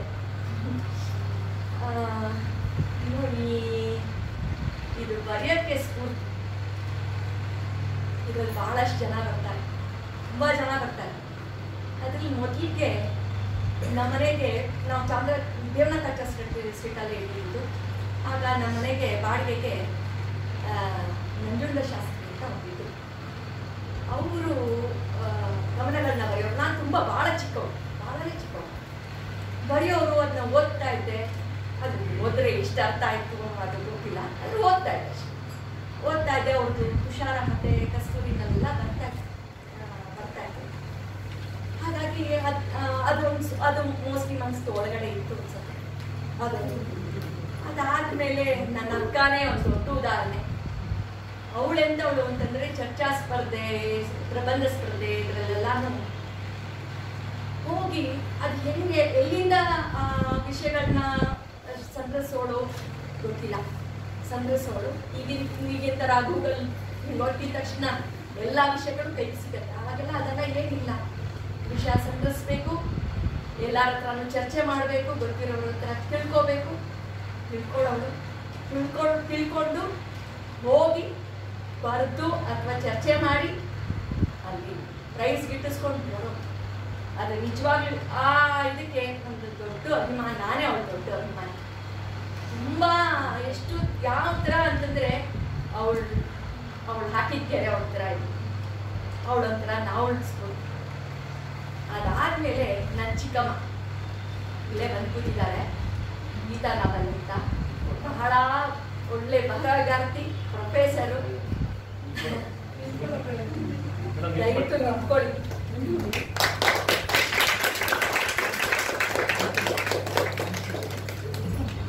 ಸಂಗೀತಗಾರರು. ಆಕೆ ಅವರ ಸ್ಪಷ್ಟ ಭಾಷೆ, ಭಾಷಾ ಭಂಡಾರ ಎಲ್ಲಾನು ನನಗೆ ಬಹಳ ದೊಡ್ಡ ಸ್ಫೂರ್ತಿ. ಅವ್ರೊಂಥರ ದ್ರೋಣಾಚಾರ್ಯ ಥರ, ನಾನು ಅವ್ರು ಬೇಕಲ್ಲದೆ, ಆದ್ರೆ ಖಂಡಿತ ನನ್ನ ಹೆಬ್ಬೆರಳಂತೂ ಕಟ್ ಮಾಡ್ಕೊಡಲ್ಲ, ಯಾಕೆಂದ್ರೆ ನಾನು ಮಾಡರ್ನ್ ಏಕಲ್ಲ. ಅದಾದ್ಮೇಲೆ ವೀಣಾ ಅಂತ ಇನ್ನೊಬ್ರು ಚಿಕ್ಕ, ಅವ್ರು ಇವಾಗಿಲ್ಲ. ಆಕೆ ಬಂದು ನನಗೆ ಇದು ಅದ್ರ ಅರಿವು ಕೂಡ ಇರಲಿಲ್ಲ. ಒಂದು ಜನಪದ ಸಾಹಿತ್ಯದಲ್ಲಿ ಒಂದು MA ಮಾಡ್ಬೋದು ಅನ್ನೋ ಒಂದು ಇದು ಅವರಿಂದಾನೇ ತಿಳಿದಿತ್ತು. ಆಕೆ ಫೋಕ್ಲೋರ್ ಅವರು ಪುಸ್ತಕಗಳನ್ನ ತಗೊಂಬರೋರು ಮನೆಗೆ, ಜನಪದ ಪುಸ್ತಕಗಳು. ನಾವು ಮೈಸೂರಿಗೆ ಹೋಗ್ತಾ ಇದ್ವಿ, ಮಾನಸಿಕ ಗೌತರಿಂದ ತಗೊಂಬರೋರು. ನಾವು ರಜದಲ್ಲಿ ಅಲ್ಲಿ ಹೋದಾಗ ಅದನ್ನೆಲ್ಲ ಓದಿ ಅದನ್ನು ಓದ್ತಾ ಇದ್ವಿ. ನಾನು ಓದ್ತಾ ಇದ್ದೆ, ನನಗೆ ತುಂಬ ಇಷ್ಟ, ಓದ್ತಾ ಇದ್ದೆ. ಅವರು ಒಂಥರ ಸ್ಫೂರ್ತಿ. ಇದೆಲ್ಲ ಬಿಟ್ಟರೆ ನನ್ನಮ್ಮ ಅನಿಸ್ಕೊಂಡು ಅವಳು ನಮ್ಮ 4 ಜನಕ್ಕೆ ಒಂದೊಂದು ಚಿಕ್ಕ ವಿಷಯದಲ್ಲೂ, ಒಂದು ಪುಟ್ಟ ವಿಷಯಕ್ಕೂ ಏನೋ ದೊಡ್ಡ ಸಾಧನೆ ಮಾಡ್ಬಿಟ್ವಿ ಏನೋ ಒಂದು ಸಂತೋಷ, ಏನು ಒಂದು ಎಡವುದ್ರೂ ಸಂತೋಷ ಪಡುವಂತ ನಮ್ಮಮ್ಮ. ಯಾಕೆಂದ್ರೆ ನೆಕ್ಸ್ಟ್ ನಾವು ಸರಿಯಾಗಿ ಹೆಜ್ಜೆ ಇಡ್ತೀವಿ ಅನ್ನೋ ಭರವಸೆ ಅವ್ರಿಗೆ. ಹಾಗಾಗಿ ಒಂದು ಹೆಜ್ಜೆ ಇಟ್ಟರು ಅವ್ರಿಗೆ ಸಂತೋಷ. ಹಾಗಾಗಿ ಆಕೆ ನಾವೇನಾದ್ರೂ 4 ಜನ ಇವತ್ತಿನ ದಿವಸ ಏನಾದ್ರೂ ಒಂದು ಚೂರು ಸಾಧನೆ ಮಾಡ್ತೀವಿ ಅಂತಂದ್ರೆ ಅದಕ್ಕೆ ಅವಳನ್ನ ಕಳ್ಕೊಂಡ್ಬಿಟ್ಟಿದ್ದೀವಿ. ಆದ್ರೂ ಅವಳ ಮೇಲ್ಗಡೆಯಿಂದ ನೋಡ್ತಾ ಇದ್ದಾಳೆ ಅನ್ನೋ ಒಂದು ಆಸೆ. ಇದನ್ನೆಲ್ಲ ತಂಗಿದ್ನ ಅಕ್ಕ ಹೊರಗಡೆ ತಗೊಂಡ್ಬಂದು ಅನ್ನೋ ಖುಷಿ ಅವಳಿಗೆ ಬಹಳ ಇದೆ ಅನ್ಸುತ್ತೆ. ಇದು ಅಕ್ಕನಿಗೂ ಸೇರ್ಬೇಕು, ನಮ್ಮಮ್ಮನಿಗೂ ಸೇರ್ಬೇಕು, ನನ್ನ ಅಣ್ಣಂದ್ರಿಗೂ ಸೇರ್ಬೇಕು. ಇವತ್ತು ಅವ್ರು ಬರಕ್ಕಾಗಲಿಲ್ಲ ಅವರಿಬ್ರಿಗೂ. ಆದ್ರೂ ತುಂಬಾ ಹೆಮ್ಮೆ ಅವ್ರಿಗೂ. ನಮ್ಮಮ್ಮ ಈಗ ನನ್ನ ತಂಗಿ ಏನೋ ಸಾಧಿಸ್ಬಿಟ್ಲು ಅಂತ. ಅದ್ರಲ್ಲೇ ಏನಿಲ್ಲ. ಅದೆಲ್ಲಾನು ಮೀರಿ ನನ್ನ ಚಿಕ್ಕಮ್ಮಂದ್ರೆ ಅಷ್ಟು ಜನ ಅವ್ರು ನಮ್ಮಮ್ಮನ ರೆಪ್ರೆಸೆಂಟೇಟಿವ್ ಆಗಿ ಬಂದು ನಿಂತ್ಕೊಂಡಿದ್ದಾರೆ. ಅದು ಇನ್ನೂ ಬಹಳ ಸಂತೋಷ.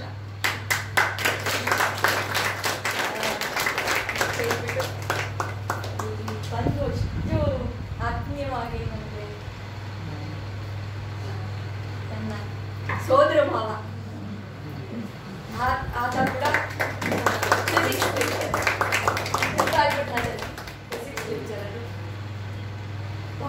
ನನಗೆ ಅವರೆಲ್ಲ ಹೆಂಗೆ ಅಂತಂದ್ರೆ ನನಗೆ ಹೆಜ್ಜೆ ಗುಟ್ಟು ಇದೆ, ಹೆಜ್ಜೆ ಗುಟ್ಟು ಇದನ್ನ ತಕ್ಕೊಂಡು ಮುಂದೆ ಬಾ ಅನ್ನೋದ್ರ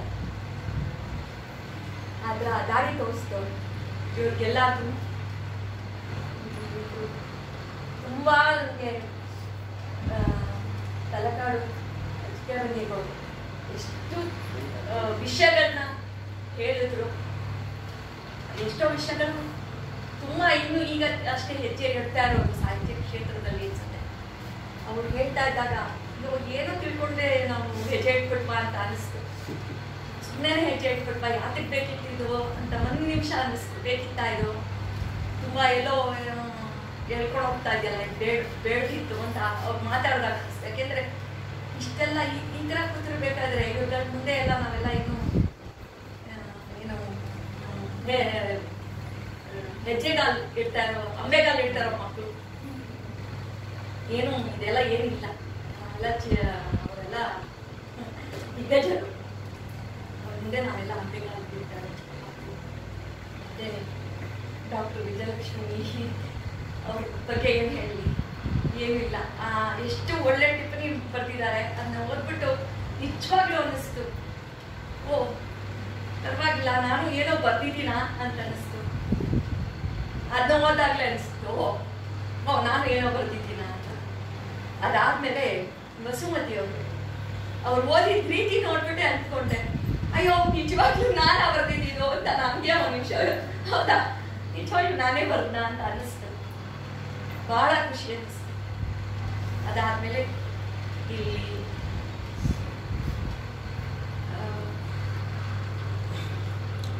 ಏನ್ ಹೇಳೋದು, ಅವ್ರ ಬಗ್ಗೆ ಎಲ್ಲ ಹೇಳ್ತಾ ಇದ್ದೀನಿ.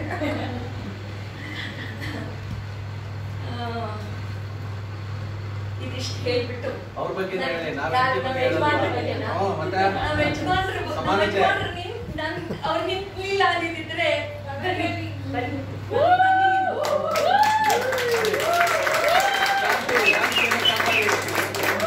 ಅಭಿಮಾನಿಗಳ ಶಾಂತಿಯನ್ನು ಕಾಪಾಡಿ. ಅವರು ಅದರಲ್ಲಿ ದೋಷ ಫಸ್ಟ್ ಕಂಡುಹಿಡಿತಾ ಇದ್ದಾರೆ. ಕರೆಕ್ಟ್, ಅಷ್ಟು ದೋಷ ಕಂಡುಹಿಡಿತಾ ಇದೆ. ಯಾಕೆಂದ್ರೆ ಅವ್ರಿಗೆ ಫಸ್ಟ್ ಕಳಿಸ್ತಾ ಇದ್ವಿ, ಅವರೇ ಫಸ್ಟ್ ಏನೋ ಸರಿಯಾಗೇ ಇಲ್ಲ, ನಂಗೆ ಅರ್ಥವೇ ಆಗಿಲ್ಲ ಅದ್ ಹೇಳ್ಬೇಕಾದ್ರೆ ನಮ್ಗೆ ಅರ್ಥ ಆಗುತ್ತೆ, ಎಲ್ಲೋ ನಾವೇನೋ ತಪ್ಪು ಮಾಡಿದೀವಿ ಅಂತ.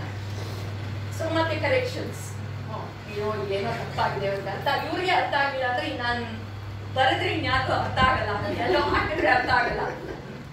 ಸೊ ಹಾಗಾಗಿ ಆಮೇಲೆ ನನ್ನ ಮಗ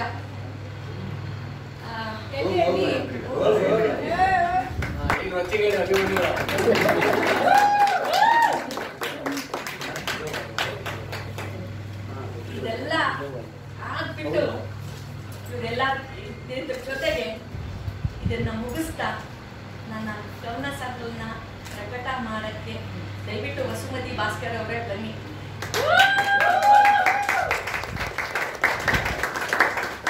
ಮಟ್ಟಕ್ಕೆ ಬಿದ್ಬಿಟ್ಟು ತನ್ನ ಅತಿಯಾದ ಕೆಲಸ, ಸಮಯನೇ ಇಲ್ಲದೆ ಇರುವಂತ ಒಂದು ಕೆಲಸ ಹುಡ್ಕೊಂಡಿಲ್ಲ ಅವರು. ಆ ಸಮಯ ಇಲ್ಲದೆ ಇರೋ ಸಮಯದಲ್ಲೂ ಒಂದು ಚೂರು ನನಗೋಸ್ಕರ ಎಲ್ಲೋ ಸಮಯ ಮಾಡಿಕೊಂಡು ಇದನ್ನ ಮಾಡೇ ತಿರ್ತೀನಿ ಮಟ್ಟಕ್ಕೆ ಬಿದ್ಬಿಟ್ಟು ಮಾಡಿ ನನ್ನ ಅಕ್ಕನಿಗೆ ಮತ್ತೆ ಅದ್ರ ಜೊತೆಯಾಗಿ ನಿಂತಿದ್ರು ಆಸುಲಿಂತೇಶ್.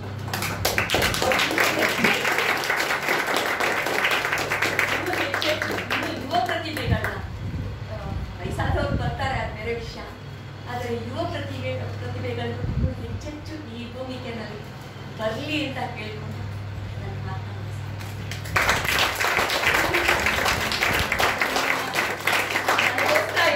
ಬಂದ ಎಲ್ಲರಿಗೂ, ನನ್ನ ಆತ್ಮೀಯರಿಗೆ ಬಹಳ ಬಹಳ ಧನ್ಯವಾದ.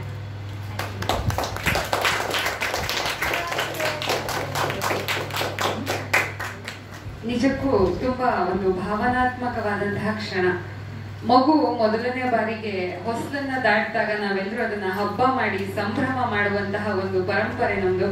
ಆತರ ಒಂದು ಅತ್ಯಂತ ಆತ್ಮೀಯ ಕುಟುಂಬವೊಂದನ್ನ ಎಲ್ಲರ ಕಣ್ಣುಗಳಲ್ಲಿ ಆ ಭಾವನೆಗಳು ಕಣ್ತುಂಬಿಕೊಂಡದ್ದನ್ನ ಕಂಡೆ. ನನಗೆ ಆಕ್ಚುಲಿ ಈ ಕ್ಷಣ ನನಗೆ ತುಂಬಾ ರೋಚಕ ಅಂತ ಅನ್ನಿಸ್ತಾ ಇದೆ. ಶ್ರೀಮತಿ ಸುಮಿತಾ ಸುನಿಲ್ ಅವರಿಗೆ ಧನ್ಯವಾದಗಳು.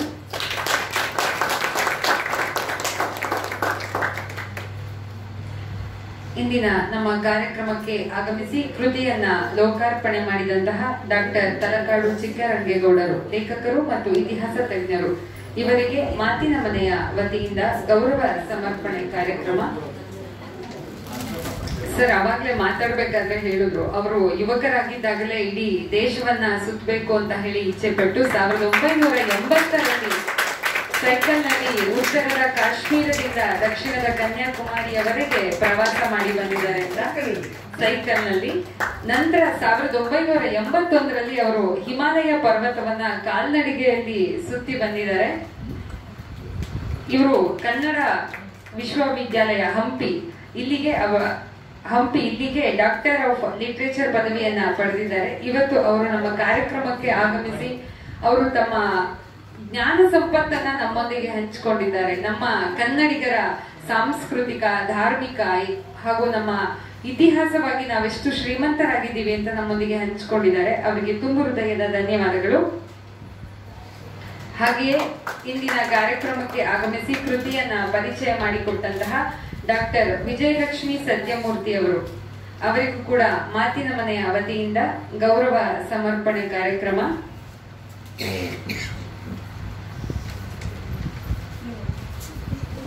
ವಿಜಯಲಕ್ಷ್ಮಿ ಸತ್ಯಮೂರ್ತಿ ಅವರು ಸಹ ಋತು ಸೌರಭ ಫೌಂಡೇಶನ್ ನ ಅಧ್ಯಕ್ಷೆಯಾಗಿ ಅನೇಕ ಸಾಮಾಜಿಕ ಮತ್ತು ಸಾಂಸ್ಕೃತಿಕ ಕಾರ್ಯಕ್ರಮಗಳನ್ನ ನೆರವೇರಿಸುವುದರ ಮೂಲಕ ಅನೇಕ ಯುವ ಪ್ರತಿಭೆಗಳಿಗೆ ಅವರು ವೇದಿಕೆಯಾಗಿದ್ದಾರೆ. ಅವರು ಕೂಡ ಇಂದಿನ ನಮ್ಮ ಕಾರ್ಯಕ್ರಮದಲ್ಲಿರುವುದು ತುಂಬಾ ಹೆಮ್ಮೆಯ ವಿಚಾರ. ಅವರಿಗೆ ತುಂಬಾ ಪ್ರೀತಿಯ ಧನ್ಯವಾದಗಳು. ಹಾಗೆಯೇ ಇಂದಿನ ಕಾರ್ಯಕ್ರಮದ ಆಯೋಜನೆಗೆ ಕಾರಣೀಕರ್ತರಾಗಿರುವಂತಹ ಶ್ರೀಮತಿ ಸುಮಿತಾ ಸುನಿಲ್, ಇಂದಿನ ಕೃತಿಯ ಲೇಖಕಿ ಅವರಿಗೂ ಕೂಡ ತುಂಬ ಪ್ರೀತಿಯ ಗೌರವ ಸಮರ್ಪಣೆ.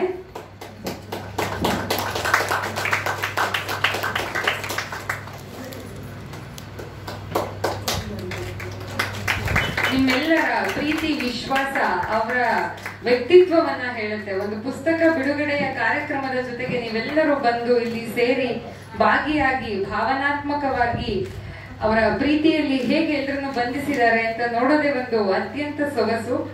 ಇವತ್ತಿನ ಒಂದು ಜೀವನ ಕ್ರಮದಲ್ಲಿ ಇಂಥ ಒಂದು ಕುಟುಂಬ ವ್ಯವಸ್ಥೆ ನೋಡೋಕೆ ಸಿಗೋದು ತುಂಬಾ ಅಂದ್ರೆ ತುಂಬಾ ಅಪರೂಪ. ತುಂಬಾ ಪ್ರೀತಿಯ ಧನ್ಯವಾದಗಳು.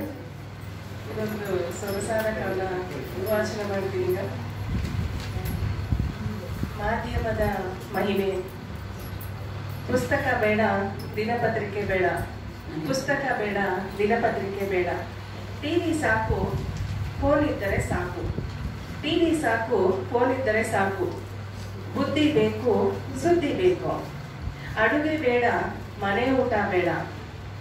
ಅಡುಗೆ ಬೇಡ, ಮನೆ ಊಟ ಬೇಡ. ಎಲ್ಲ ಇನ್ಸ್ಟೆಂಟ್, ಎಲ್ಲ ಇನ್ಸ್ಟೆಂಟ್. ಚಿನ್ನವೂ ಬೇಕು, ಚೆನ್ನಿಯೂ ಬೇಕು. ಚಿನ್ನವೂ ಬೇಕು, ಚೆನ್ನಿಯೂ ಬೇಕು. ರೊಕ್ಕವೂ ಬೇಕು, ನೆಲವೂ ಬೇಕು. ಮಾತು ಬೇಡ, ಮನುಷ್ಯರು ಬೇಡವೇ ಬೇಡ. ಅಂಗಡಿ ಬೇಡ, ಬಟ್ಟೆ ಬರೆಯೂ ಬೇಡ. ಎಲ್ಲ ಇನ್ಸ್ಟೆಂಟ್, ಎಲ್ಲವೂ ಇನ್ಸ್ಟೆಂಟ್. ಶಿಕ್ಷಣ ಬೇಡ, ಶಿಕ್ಷಕನೂ ಬೇಡ. ನಯವೂ ಬೇಡ, ವಿನಯವೂ ಬೇಡ.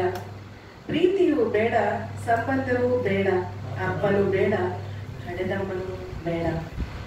ಅವರ ನಗನಾಣ್ಯವಿದ್ದರೆ ಸಾಕು. ಅವರ ನಗನಾಣ್ಯವಿದ್ದರೆ ಸಾಕು. ಎಲ್ಲವೂ ಸಿಗುವುದು ಇನ್ಸ್ಟೆಂಟ್, ಇನ್ಸ್ಟೆಂಟ್. ಧನ್ಯವಾದಗಳು.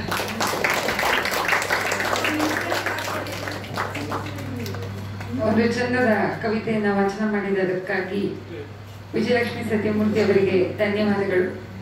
ಇಂದಿನ ಈ ಕಾರ್ಯಕ್ರಮದ ಯಶಸ್ಸಿಗೆ, ಕಾರ್ಯಕ್ರಮಕ್ಕೆ ಆಗಮಿಸಿರುವ ನೀವೆಲ್ಲರೂ ಕೂಡ ಕಾರಣೀಕರ್ತರಾಗಿರ್ತೀರಾ. ನಿಮ್ಮ ಎಲ್ಲರ ಆಗಮನಕ್ಕೆ ಮಾತಿನ ಮನೆಯ ವತಿಯಿಂದ ಹಾಗೂ ಸುಮಿತಾ ಸುನಿಲ್ ಅವರ ಪರವಾಗಿ ಎಲ್ಲರಿಗೂ ತುಂಬ ಪ್ರೀತಿಯ ಧನ್ಯವಾದಗಳನ್ನ ಸಲ್ಲಿಸುತ್ತಿದ್ದೇನೆ. ಹಾಗೆ ನಮ್ಮ ಮಾತಿನ ಮನೆಯ ಎಲ್ಲ ಕಾರ್ಯಕ್ರಮಗಳನ್ನು ಸಾಮಾಜಿಕ ಜಾಲತಾಣದ ಮೂಲಕ ವೀಕ್ಷಿಸುತ್ತಿರುವಂತಹ ಎಲ್ಲ ವೀಕ್ಷಕರಿಗೂ ಮತ್ತೊಮ್ಮೆ ಪ್ರೀತಿಯ ಧನ್ಯವಾದಗಳು. ಮನಸ್ಸುಗಳ ಸಂವಹನಕ್ಕೆ ಮಾತಿನ ಮನೆ ಸದಾ ಸಿದ್ಧ ಎನ್ನುವ ಮಾತಿನೊಂದಿಗೆ ಇಂದಿನ ಕಾರ್ಯಕ್ರಮವನ್ನ ಮುಗಿಸುತ್ತಿದ್ದೇನೆ. ಧನ್ಯವಾದಗಳು.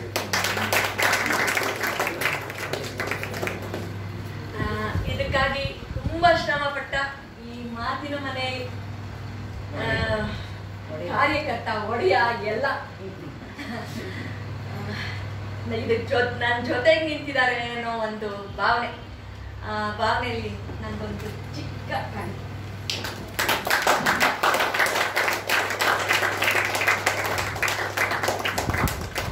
ನನ್ನ ಜೊತೆಗೆ ನಿಂತಿರೋ ನನ್ನ ಅಕ್ಕ, ನನಗೋಸ್ಕರ ಇಷ್ಟು ಶ್ರಮ ತಗೊಂಡ್ರು ನನ್ನ ಅಕ್ಕನಿಗೋಸ್ಕರ ಒಂದು ಪುಟ್ಟ ಕಾಣ್ತೀನಿ. ಆಮೇಲೆ ಮುಖ್ಯವಾಗಿ ಹೇಳಲೇಬೇಕು, ಇದು ಮುಖಪುಟಕ್ಕೆ ಬಣ್ಣ ಹಚ್ಚಿದ ನನ್ನ ಪುಟ್ಟ ಗೆಳೆಯನಿಗೆ ಒಂದು ಪುಟ್ಟ ಕಾಣಿಕೆ. ಅಭಿಷೇಕ್, ಪ್ಲೀಸ್.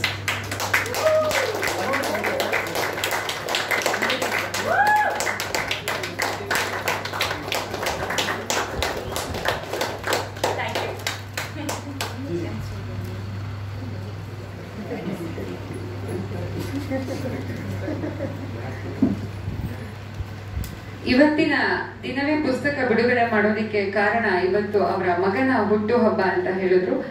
ಎಲ್ಲರ ಪರವಾಗಿ ಅವರ ಹುಟ್ಟುಹಬ್ಬಕ್ಕೆ ತುಂಬ ಪ್ರೀತಿಯ ಶುಭಾಶಯಗಳು.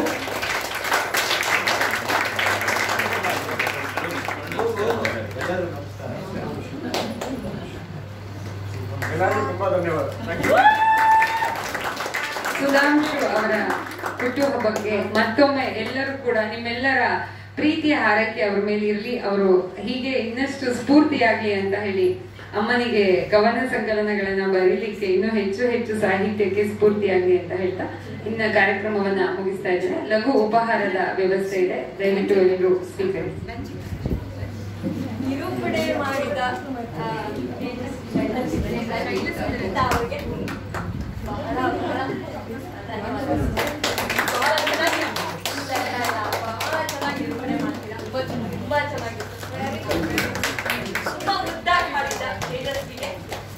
ತುಂಬಾ ಥ್ಯಾಂಕ್ಸ್ ಹೇಳ್ಬೇಕು. ಮುದ್ದಾಗಿ ಹಾಡ್ಬಿಟ್ಬಿಟ್ಟು ಅದು ಎಲ್ಲೂ ಕಾಣಿಸ್ಲಿಲ್ಲ. Thank you.